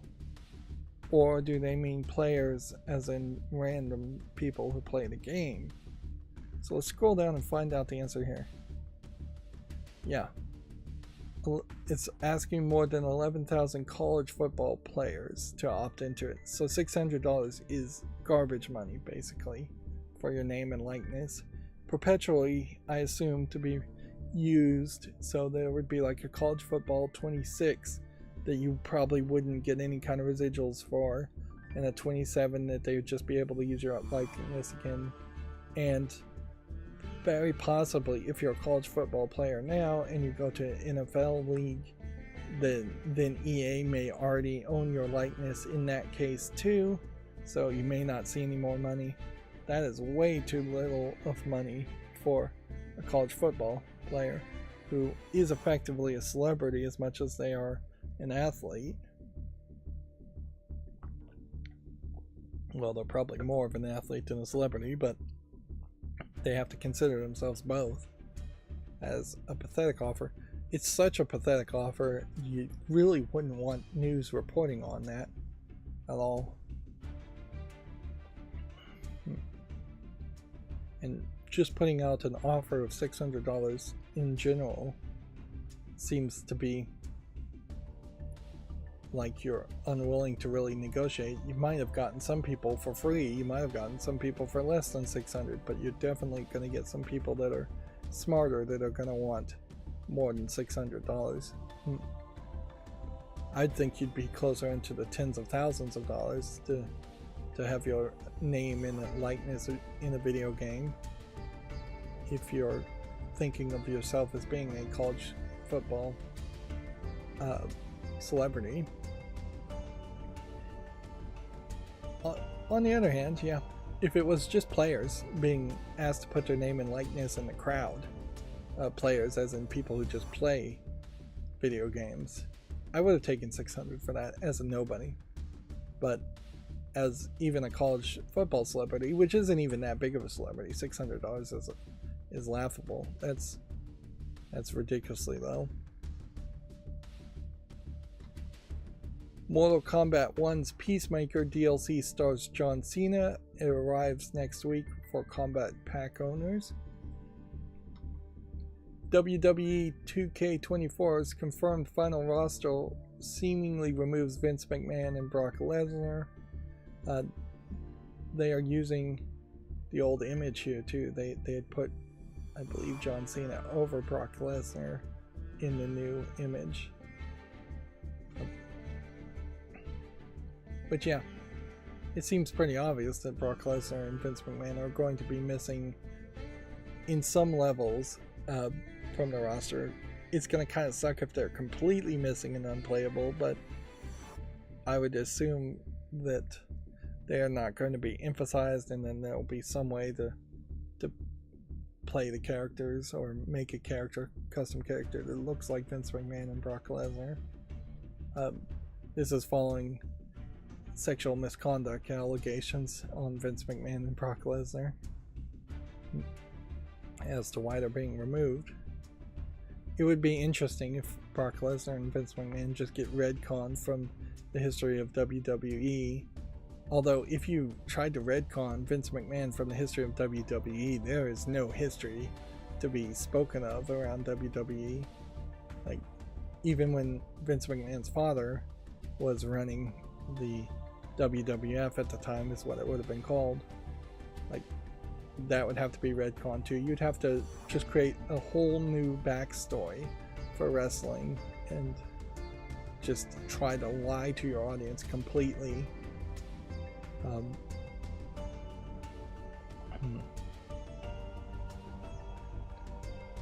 Which that might be an interesting storyline, since The Rock is basically now the new guy in charge of WWE. At least he's the character that's pretending like he's going to be in charge of WWE. I believe that's the case.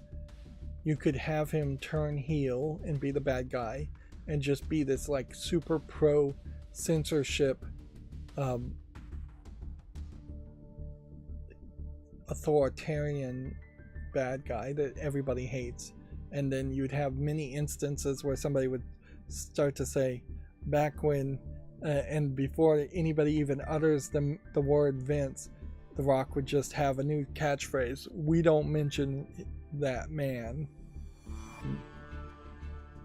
And just have this storyline narrative of censorship that you're just Russian style eliminating all history and all evidence of Vince McMahon. You just see posters and books of Vince McMahon all being burnt in the background. Yeah, that'd be an interesting twist to have some fun on actual censorship that's happening by highlighting that it's actual censorship that would be happening. Yeah, but I bet they wouldn't even go that far. I don't think they want to try to pull off a miracle, I assume, and just have people forget that Vince McMahon and the McMahon family completely exists, and they want to go forward and create a new WWE. I wouldn't be surprised if they just changed WWE's name completely and change everything and just destroy the entire history of wrestling, which wouldn't be that terrible either. You might get a lot more new people if you just had everything start over. Get rid of all the belt titles, get rid of all the history, a whole new show. But I doubt they would do that. There's too much history, too much to sell as far as old footage and old wrestling events. Riot's League of Legends fighter is called 2XKO and is targeting a 2025 release. The game was formerly known as Project L, is coming to PC and current generation consoles. I think this is yet another one of these Riot spin-off games. If I had more time, I might actually watch this trailer, but I guess I'll just leave it at that. Final Fantasy VII Rebirth is currently the second highest scoring Final Fantasy game on Metacritic. Sony is currently testing PlayStation VR 2 compatibility with PC. Helldivers 2 latest update kicks idle players back to the title screen.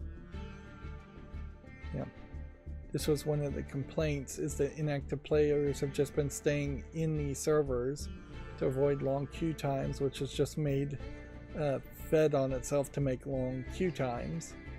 So yeah, kicking idle players back to the title screen is an easy implementation that almost certainly should have been there by default. Prison Architect 2 has been delayed to May. Next week's free Epic Game Store title is leaked. So this is Aerial Knights Never Yield has been confirmed as the next Epic Game Store giveaway. From Software isn't ruling out an Elden Ring 2 or a second expansion. I'm sure Elden Ring fans are happy to hear that. Dead Island 2 gets a surprise release on Xbox Game Pass. Final Fantasy VII Rebirth demo has been updated with new Ju-On area and graphical fixes.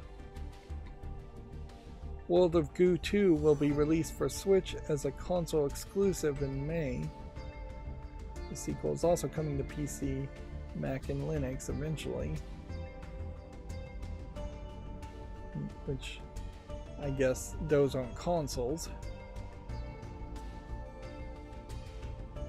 I wonder what really would have to happen to make Mac gaming really be a thing.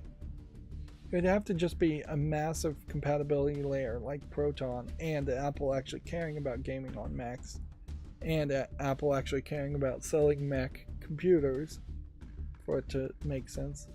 And there, in fairness, there are plenty of versions of Linux that are not focused around gaming at all. SteamOS really is a standout as being very good at being compatible with playing Windows games. And yeah, it is a little inaccurate to call PC and Linux different things when really they mean Windows here when they say PC.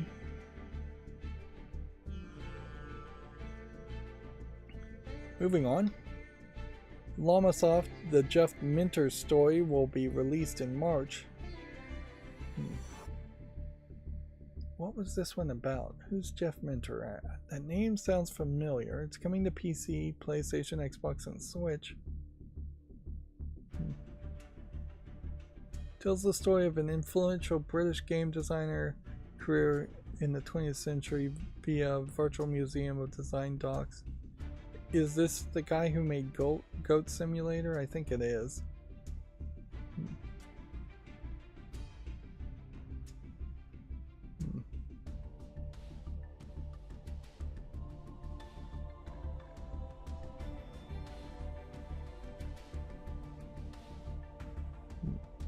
And all 42 games from Minter's back catalog will be available to play, including unreleased demo for the Conix multi-system, the mythical never released UK console.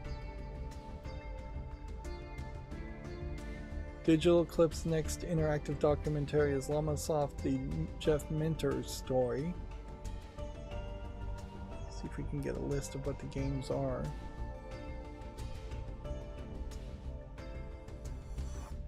It does seem like it is a random assortment of games that I've never heard of,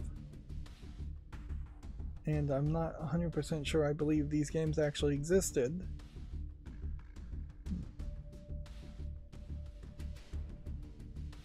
It may be that these games did exist, but they were made by like one guy and never actually promoted or published anywhere. There's a real obsession here with camels. I guess not goats. Tempest 2000. That's the only game here that's really standing out as an actual video game. Void Runner might be an actual game. Hellgate might be a predecessor to Hellgate London, but maybe not. Apparently he made Centipede. In a funny way, if you made Centipede and then you made Tempest 2000 and then you made 40 other games in between that are completely irrelevant, that's not a very good career to make a documentary around and celebrate. This looks like a weird game, and I guess I'm just gonna have to leave it at that. Picross S Plus is coming to the Switch next week. Xbox announces multi-platform releases for Pentiment, Hi-Fi Rush, Sea of Thieves, and Grounded. Bethesda has accidentally revealed its Hi-Fi Rush PS5 release plans. From Software's boss is very happy to see fans calling for a Bloodborne remake. It's a title we hold very dear just as much as our fans, says Hidetaka Miyazaki. I'm stumbling over words at this point. Alright, let's hurry up. We should be done fairly quickly, but we still have the Gematsu articles to go through. Elden Ring's first expansion trailer confirms a June release date. There's no better time to jump into Dungeon Fighter Online. Feels like this is a sponsored article. The visuals on these characters look interesting, but weirdly all these screenshots don't really imply that it's a fighting game, which is what I would assume it is. Let's hit play here, and then skip around and see if we can figure out. Yeah, it's a side-scrolling beat-em-up game more than a fighting game. So perhaps Dungeon Fighter is a bad title for it. And it's weird, there's this banner in the corner. The visuals here look way more interesting than the trailer did. Moving on. A remake of Epic Mickey is coming to the Switch. It's also going to come for the PC, PlayStation, and Xbox. Star Wars Battlefront Classic Collection has been revealed ahead of its March release. Mother 3 has been added to the Switch Online's GBA catalog only in Japan. Game Freak's cult classic 3DS game is coming to Nintendo Switch. This is Pocket Card Jockey, a game that I wouldn't have really assumed would have ever come to the West, but I guess if you can put it on the eShop, it's still very much a case where the eShop for Nintendo Switch is pretty terrible, full of a lot of garbage. I don't think it ever will get any better. Perhaps in a Switch 2 they might try to do a little bit better, but I imagine they won't. I imagine it will always be just very close to being like a Steam if Steam had more censorship and way less games and way less sales and way less portability, I guess, because there's no guarantee that the eShop for the Switch is even going to be the same eShop for the Switch 2 or whatever the next Nintendo console is actually called. It almost certainly isn't going to be in the Switch 2. Endless Ocean is coming to Nintendo Switch with support for 30 players. Super Monkey Ball Banana Rumble has been announced for the Nintendo Switch. Now, one of the good things that just happened to be a coincidence here is all of the YouTube clips I make are just by default going to be 15 seconds. That's the only way I could get the programming to work. So if I stumble over a word, if I falter, it's still going to be recorded, even though I originally had it programmed to stop the clip as soon as I went silent. So I don't have to worry about that. What I do have to worry about is if I took more than 15 seconds to read a headline, which isn't that big of a deal. And generally, it'll take less than 15 seconds to read a headline, so I'll be halfway through the next headline by the time the clip ends, which is not that big of a deal too. All the clips exist simply to get people to like Google search these clips and find them and then click on them and then click the button to watch the rest of the video. So it very much is like fishing in that I'm putting out little hooks at 15 seconds in length with the clips to hook a fish and reel it in to a 3 or 4 hour live stream. Even if they are actually only going to watch the last hour, that's still more views and more watch time than normal. It also brings in people who maybe aren't interested in the first hour of Yu-Gi-Oh! But are interested in video game news. Although inherently I probably should just get rid of the Yu-Gi-Oh! And only stream about video game news. But too many people like the Yu-Gi-Oh! Element to really do that. Alright, so that's going to bring us to the Gematsu articles now. I still didn't fix the banner issue, but whatever. And we'll probably open more tabs when new games get announced from Gematsu, so it takes a little bit longer, but let's get into it. High on Life PS5 and Xbox Series limited print physical editions have been announced.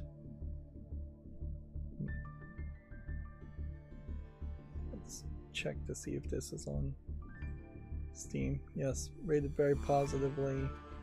Already on the wish list.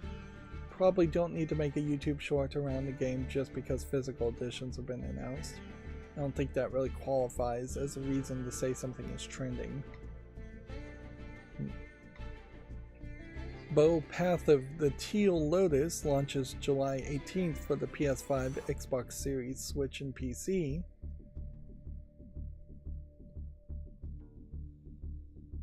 And I assume we now have like a launch date, so that probably does deserve another YouTube short. Dungeons of Hindenburg has been delayed to summer. I guess we'll double check to see if this is on the fall list. It already is. I'm not going to make a YouTube short on something that's been delayed though. Age of Mythology Retold launches in 2024 for Xbox One and Series and PC.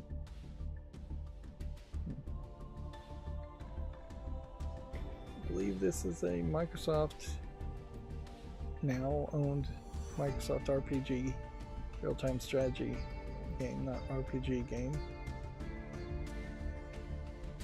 I wonder if maybe I already own Age of Mythology though in its original form.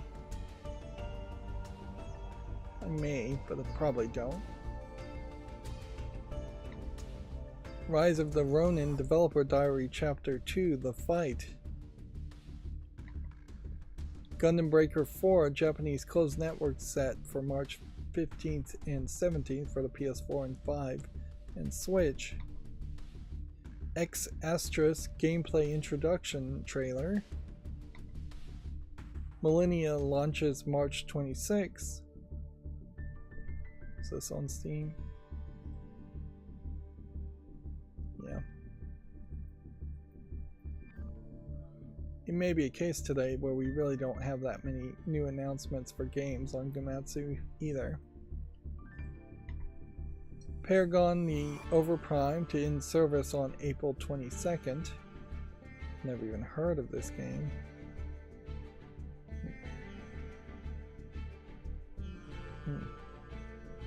It's a MOBA. Netmarble MOBA falls in the footsteps of its predecessor. I wonder if there's a game called Paragon that was shut down and then they brought it back called Paragon the Overprime and now they're shutting it down again. Or maybe it was a sequel. Project L, officially titled 2XKO, launching for the PS5, Xbox Series, and PC in 2025. This screenshot is better than the other one. Here. Did we actually look at this? It's only a few seconds long. Yep. Looks like a fighting game with, I assume, characters from the other League of Legends.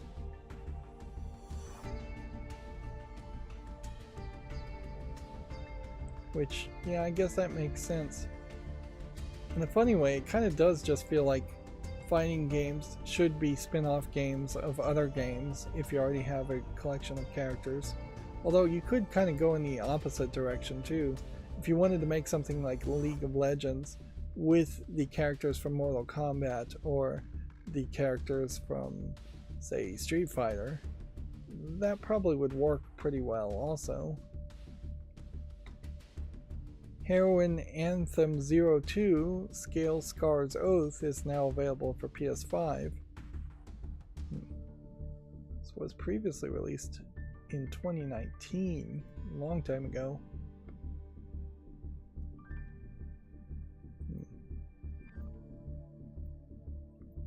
Well, it is rated very positively. I would have to assume it wasn't in early access, or maybe it was in early access. It says here that it was released in 2022, so it may have been in early access for a couple years. Now, the weirdness, I guess, around this would be just finding that first game Hero Anthem 0, Hero Anthem 02. So the first game here is mixed reviewed. Definitely seems rougher as an experience. But if I'm going to put one on the wish list, I'll put them both on the wish list. Player base, all-time peak of 209. So if you were just looking at this game, you would say no and remove it from the follow list. But if you're going to applaud ambition, you're going to say yes. You can see that there's more reviews by far.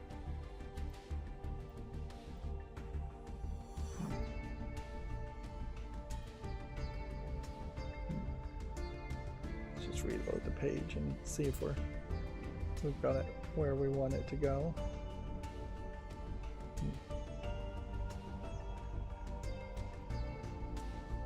I honestly expect it overall to see more games like this, games that would have been released 3-4 years ago or way later, and they would get ported to the newest consoles, or that they would get some kind of resurgence. Unfortunately, it is mostly a case where after 2 or 3 years, games just become completely irrelevant and nobody talks about them, nobody tries to port them. We have seen in the past 5 years a lot more around ports and remakes, but it is often just AAA games that people have already talked about and already played. It's very rarely a case where a game that in its first predecessor sold pretty poorly and was mixed, powered through that and made a sequel to be reviewed very positively, and is now powering through being in early access for what seems like at least 3 years. Yeah, it was released June 5th, 2019 with a full release February 22nd, 2022. Yeah. Of course, this is also one of those games that seems to be willing to show a little bit of lewdness and a little bit of skin, so it may very well have gotten under-reviewed and under-covered because of that reason alone. Let's move on to the next story. Nier Automata shipments and digital sales top 8 million. Palworld Early Access tops 15 million sales on Steam and 10 million players on Xbox. What the Car is coming to PC in 2024. Let's see. We'll go ahead and put that on the follow list. I don't know where all that whiteness was coming from.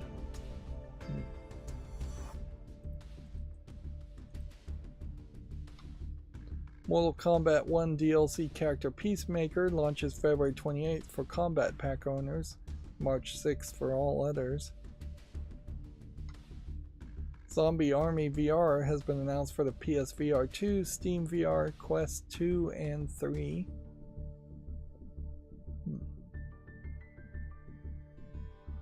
Am I willing to promote zombie VR games? This doesn't look terrible. Of course, you've got to be pretty unafraid of zombies if you're going to put on a VR headset and start shooting them. I'll make a YouTube short around that. It's so rare we have any kind of VR game worth mentioning. Little Cities Bigger announced for the PSVR 2. So there must have been a PlayStation VR 2 event for all these announcements to come out. Wanderer: The Fragments of Fate launches June 27th. Wanderer 2: The Seas of Fortune has been announced. It's crazy to announce a game when the first game really hasn't even come out yet. And Again, I'm not sure this is on PC. I guess anywhere where it says Steam VR.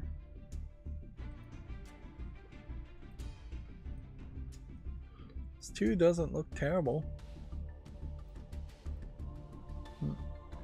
I definitely wouldn't be holding my breath thinking that we may finally be at the point where we'll get good games, good VR games, but I have to definitely admit those 2 games look like they have a level of polish on them that a lot of VR games don't.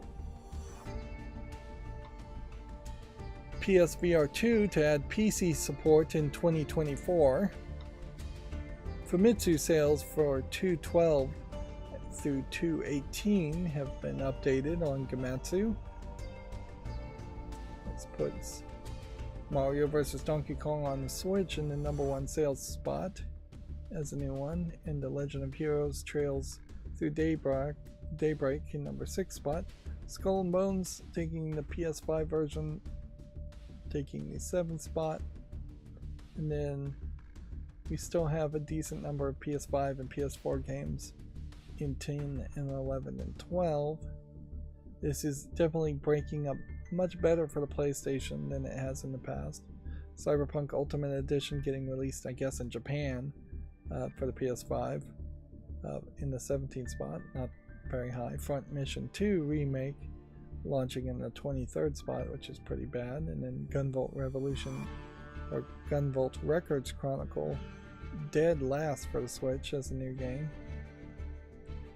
Meanwhile, we're almost neck and neck with the PlayStation 5 and the Switch OLED model. If we add the 12,000 extra Switch models being sold, though it's still very high, and the digital edition only adds that number by 5, so it's still about 7,000 to 9,000 units higher for this week for PlayStations in general versus Xboxes. I mean, versus Nintendo Switches. Xbox is still selling very little, but better than the PS4. They also have announced that the new 3DS repairs are going to be shut down, I believe in Japan, if not worldwide, as far as their repair service. Which,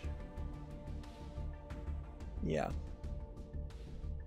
that is just going to be the end of Nintendo's new 2DS and 3DS support, I imagine. Moving on, Unicorn Overlord demo is now available for the Switch. It launches February 23rd for the PS4 and 5 and Xbox Series.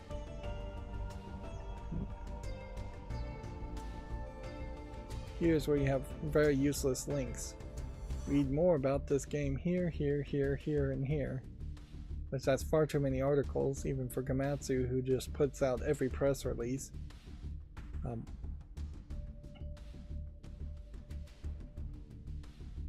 I guess this game is just not on PC at all. Co-op survival horror third-person shooter The Forever Winter has been announced for PC. Let's see what that looks like.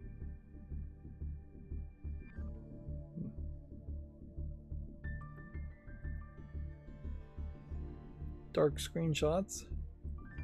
Not really getting a lot from that. I imagine we'll see more as the game gets closer to actually being released.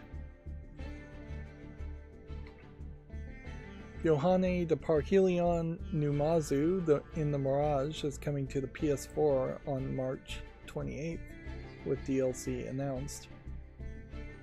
The PlayStation 5, Switch, and PC versions are out on February 22nd. I'm not sure if there are multiple Yohane de Parhelion games, though.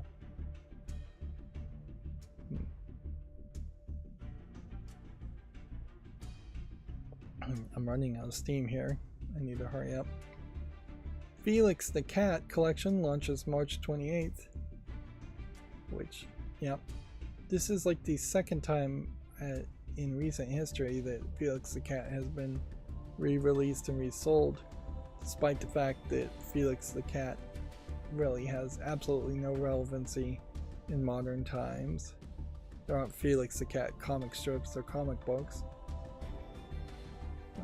Apparently it's not coming to PC. But yeah, and these are Konami published games. Or they were made by Konami and they're being published by Limited Run Games. So I imagine Limited Run Games negotiated a cheap deal just to port and run emulators on these old Game Boy games. And I guess there isn't much more you could do with this other than try to bring Felix the Cat back as being an interesting character, which you really won't, or skin a very old game with new characters, which would still make the game feel and play very old. There definitely, I don't think there's any real nostalgia here that you might have with Garfield or with DuckTales or Gargoyles, all of which of those kind of games would sell much better, I'm sure. Even Mickey Mouse and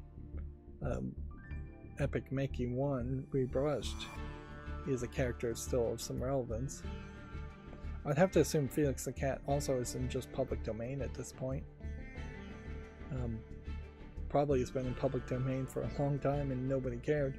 It might be a great example of where things going into public domain often doesn't change that much. We still really haven't seen a lot of Steamboat Willie Mickey Mouse content. We saw a lot of it when it first went into public domain, and then very quickly the excitement around that disappeared. Ninja 5.0 is coming to the PS4 and 5, Switch and PC. This, I assume, is also an old Konami game.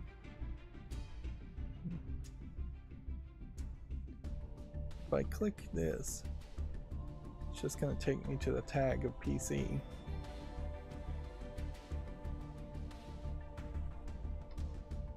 Flintlock: The Siege of Dawn Wanderer's Rest gameplay. Turbo Kid launches April 10th. I'm pretty sure Turbo Kid is just like this niche kind of indie movie that people got, I think, overly excited about, or the promoters of Turbo Kid just got really good at promoting it as a niche indie movie, and now they're making a video game around it. I very well may have seen Turbo Kid. It's interesting to have a Metroidvania game built around it. Alright. I'm always interested in Metroidvania games if they can turn out to be good.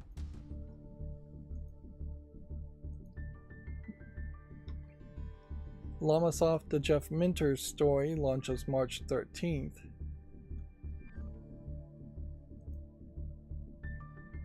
Already put that on the list. The Plucky Squire Mind Puzzle gameplay. Have we seen this game before? Apparently we have. It's on the follow list. Yeah, this game was announced a long time ago and still doesn't have a release date from Devolver Digital. I would heavily suspect Devolver Digital is going to be one of the next companies to announce layoffs. If they manage not to do that, it'll be very applaudable. We really should just make a list of companies not laying off people at this point and try and support those companies more. But if you made that list, it would change rapidly, I imagine. I wouldn't be surprised if the list would be almost empty. But yeah, I definitely could see Devolver Digital having overcommitted on a lot of development and publishing of games, suffering and needing to lay off people. Sea of Thieves is coming to the PS5 on April 30th. It's currently available for the Xbox One series and PC. Which, yeah. Sea of Thieves 2023 edition. is rated very positively. I'll make a YouTube short around it, even though nothing really new is happening here.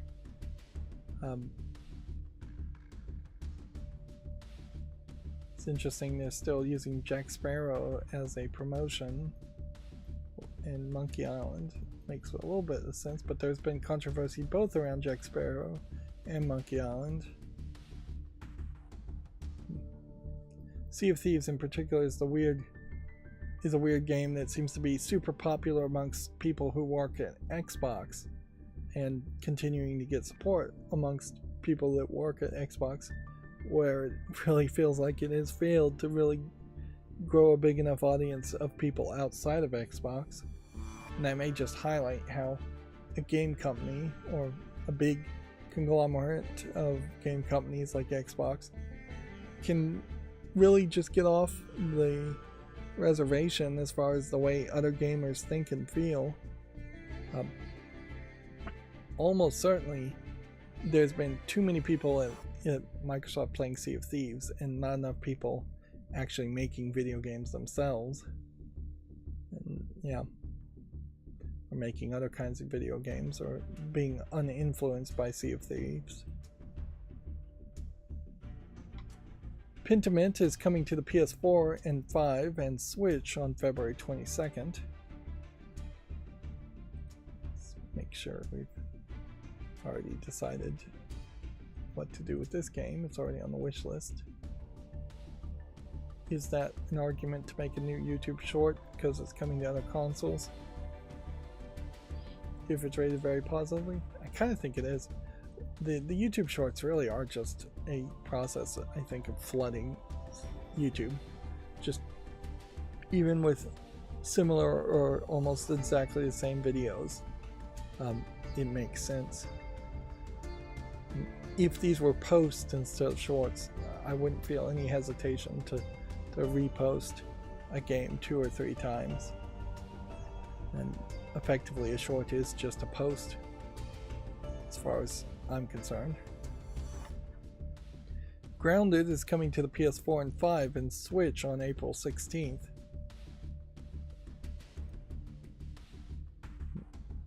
By the same logic, I guess it makes sense to re-promote Grounded.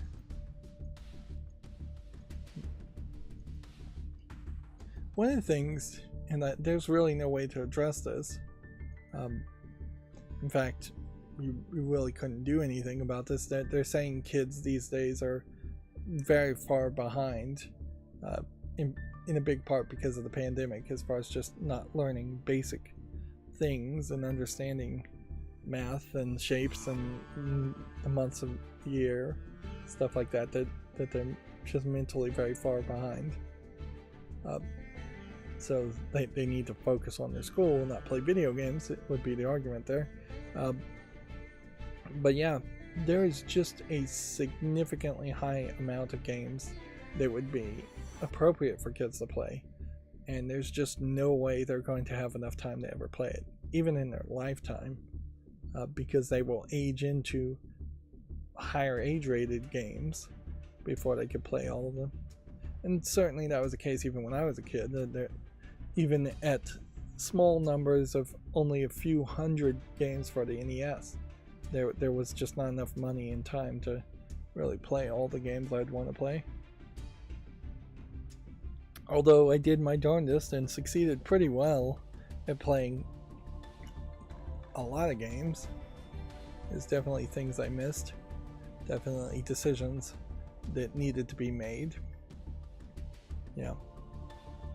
I still feel like it's very much a case where if a company just made abridged versions of some games, Grounded might be a great example of this, since this is a co-op focused, online co-op focused game. If I could just play the abridged version of this game and get the general story and the general experience with less grindiness, I would love that. Final Fantasy games are a great example of that too. I would love to play a Final Fantasy abridged, Final Fantasy VII abridged, that just took 10 or 20 hours at most to play.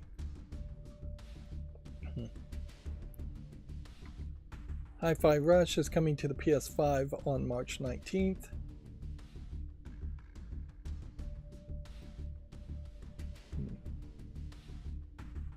guess by the same logic, that means making another YouTube short around that.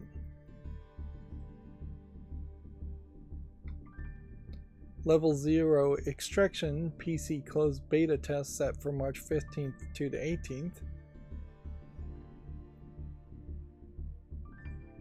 We're almost done for today.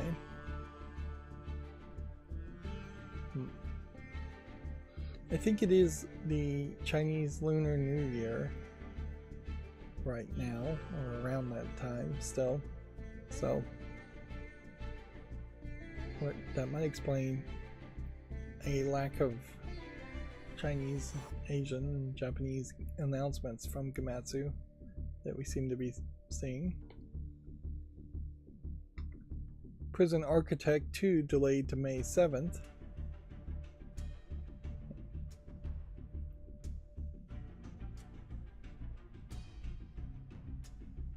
This game, I guess. Guess I haven't made a YouTube short on it yet. So I'll do that, even though it is based on a delay. Elden Ring expansion Shadow of the Erd Tree launches June 21st. I don't think we have a link to that yet. But arguably there is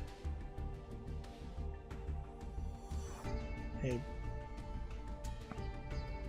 decent reason to just re-promote Elden Ring if the DLC wasn't here, but fortunately the DLC is actually listed here.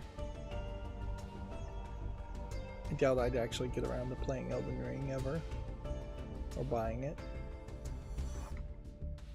Rise of the Ronin World Vigilante trailer.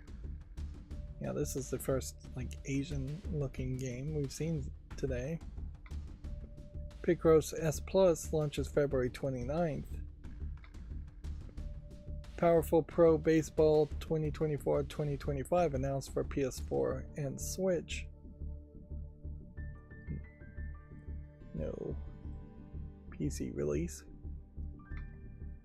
Endless Ocean Luminous announced for Switch. NES, Super NES, and Nintendo 64 are Nintendo Switch Online, adding 5 rare titles. Super Game Boy Advance, Nintendo Switch Online adds Mother 3 in Japan. That was a mouthful. That's a terrible headline. Most of these stories also are getting to be a few days ago, so we may have already covered this news. Snufkin Melody of Moomin Valley launches March 7th for Switch and PC, later for iOS and Android.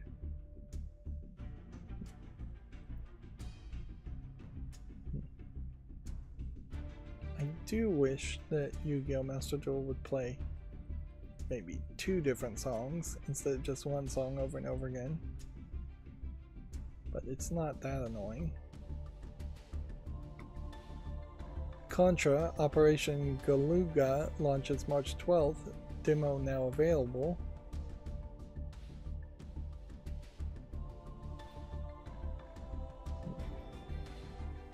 New Contra game, I guess.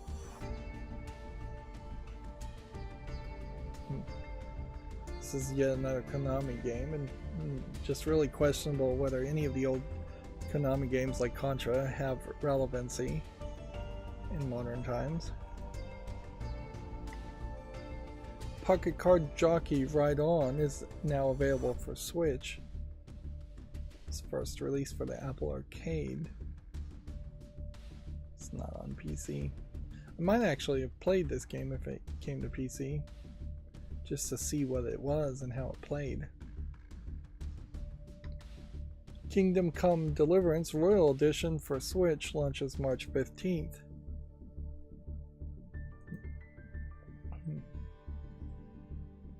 And we'll make a YouTube short around that. So that would be all of our Gamatsu articles, so we'll just burn through the game developer articles, and then we'll be done for today. Media Molecule unveils an accessibility-focused studio program for future games. Giving Nightingale an offline mode is a top priority, says Inflexion Games. Local Thunk's Balatro sells 250,000 copies in the first 3 days. Warner Brothers bracing for a tougher quarter after Suicide Squad underperforms. Diablo and Tony Hawk Pro Skater support studio Disruptive Games has made layoffs. Deep Rock Galactic Survivor sells 500,000 units in the first week. IGN worker-led Creators Guild successfully unionizes. Elden Ring sales surpassed 23 million copies in 2 years. Over 25 million people have played Palworld. Thunderful says SteamWorld Build underperformed, reveals it's looking to sell head up. PlayStation VR 2 could be getting PC support later this year. Thunderful's CEO says restructuring program off to a good start and will take full effect later this year. Arrowhead CEO confirms Helldivers 2 was built on a dead engine. That's an interesting concept. I should also mention the picture of the previous article with the Thunderful CEO. It's a pretty good picture, frankly. He's wearing a black t-shirt. He was wearing a black t-shirt instead of, say, a button-up shirt, and a coat and a jacket, so he doesn't look super professional with like a suit and tie, but he also didn't look too extremely terrible. Although he has got his arms crossed in the photo, which a photographer should tell you not to do that, because it's just bad visuals, body language. And he's smiling, which is good for a photo, but it's bad when your photo is then used to announce that you're laying off people and restructuring. Yep. This hit shooter leverages a game engine that was officially laid to rest back in 2018, so you're talking a 6-year-old engine. What's the name of the engine? Is it an internal engine? Yeah, it's obviously not just an old version of Unreal or Unity, and definitely not Godot. The engine is called Stingray, which Stingray apparently is made by Autodesk. I didn't know Autodesk made a game engine as much as Autodesk, I would have thought, would have made just a 3D modeling software. Yeah, Stingray was known as BitSquid before the original developers sold it to Autodesk. Okay, that might explain some things. And made it unavailable for purchase.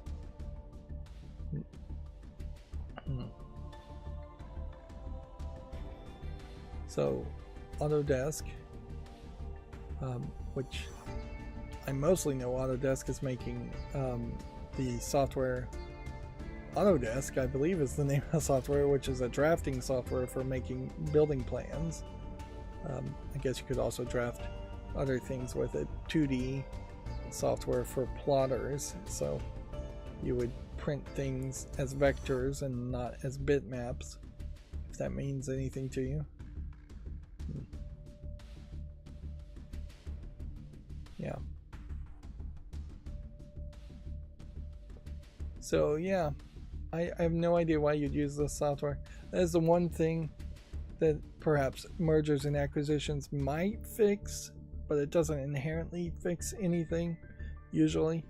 But yeah, if Activision Blizzard, for instance, was using old software and Microsoft forced them all to use the same software that Bethesda and Double Fine were all working, that might be a good move, but usually that just means that whole teams have to relearn new software, that they're going to be unhappy about that and unfamiliar with the new software.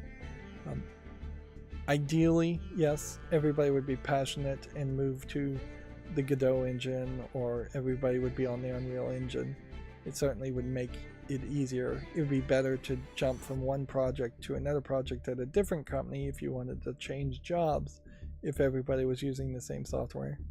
But inherently, I imagine Microsoft does have some internal libraries, if not internal entire engines, that it would like to see everybody using that would be proprietary to just Microsoft companies, and thus not very well helpful to anybody who would want to work at a different video game company not owned by Microsoft. But yeah, I don't imagine there was ever really a good point where it would have been the right decision, just on the face of it, to have made a game using Stingray. You basically would have had to have already been very familiar with like either BitSquid or Autodesk to even think that that was the right decision. I will, I guess, applaud the game the way it looks though. Like, this definitely does not look like what an Autodesk drafting image would look like. So, or blueprint making image would look like. And for the most part, most of these games, by the time they're released, do look exactly the same regardless of what software they're using. So it being built on a dead engine may not really matter that much. It might explain that there might not be a network library that's nice and polished, where you would expect online play in the Unreal Engine to be very polished and very easy to program for. But the rest of the game visually looks exactly the same as what I imagine it would look like had it been made in the Unreal Engine. And I imagine it would be difficult to just port it over to a newer engine. But yeah, if I was making a new game today, I definitely would have a major push to use the Godot engine, and if there was no way to make that happen as an open source engine like Godot, then I would definitely push towards the Unreal Engine. I would not push towards a Unity engine, and I definitely wouldn't push towards any other engines. If I was forced to pick some others, I might go with the Source engine from Steam, which is probably a terrible choice, or the Crysis engine, which is probably a terrible choice. But I wouldn't even know of any other engines to even suggest or mention outside of that. Although, almost certainly there are quite a few of them out there. Moving on, Tales of Arise hits 3 million copies sold. Enshrouded nets 2 million players since early access launch. And Pentiment and Grounded are coming to the Nintendo Switch, and the Hi-Fi Rush is going to the PS5. Alright, and so with that, we should be at the end of the show. Yeah. That's going to be it for this recording. As always, I ask you to like, share, subscribe, comment, and watch every second of my videos. Thank you for watching. Have a good evening.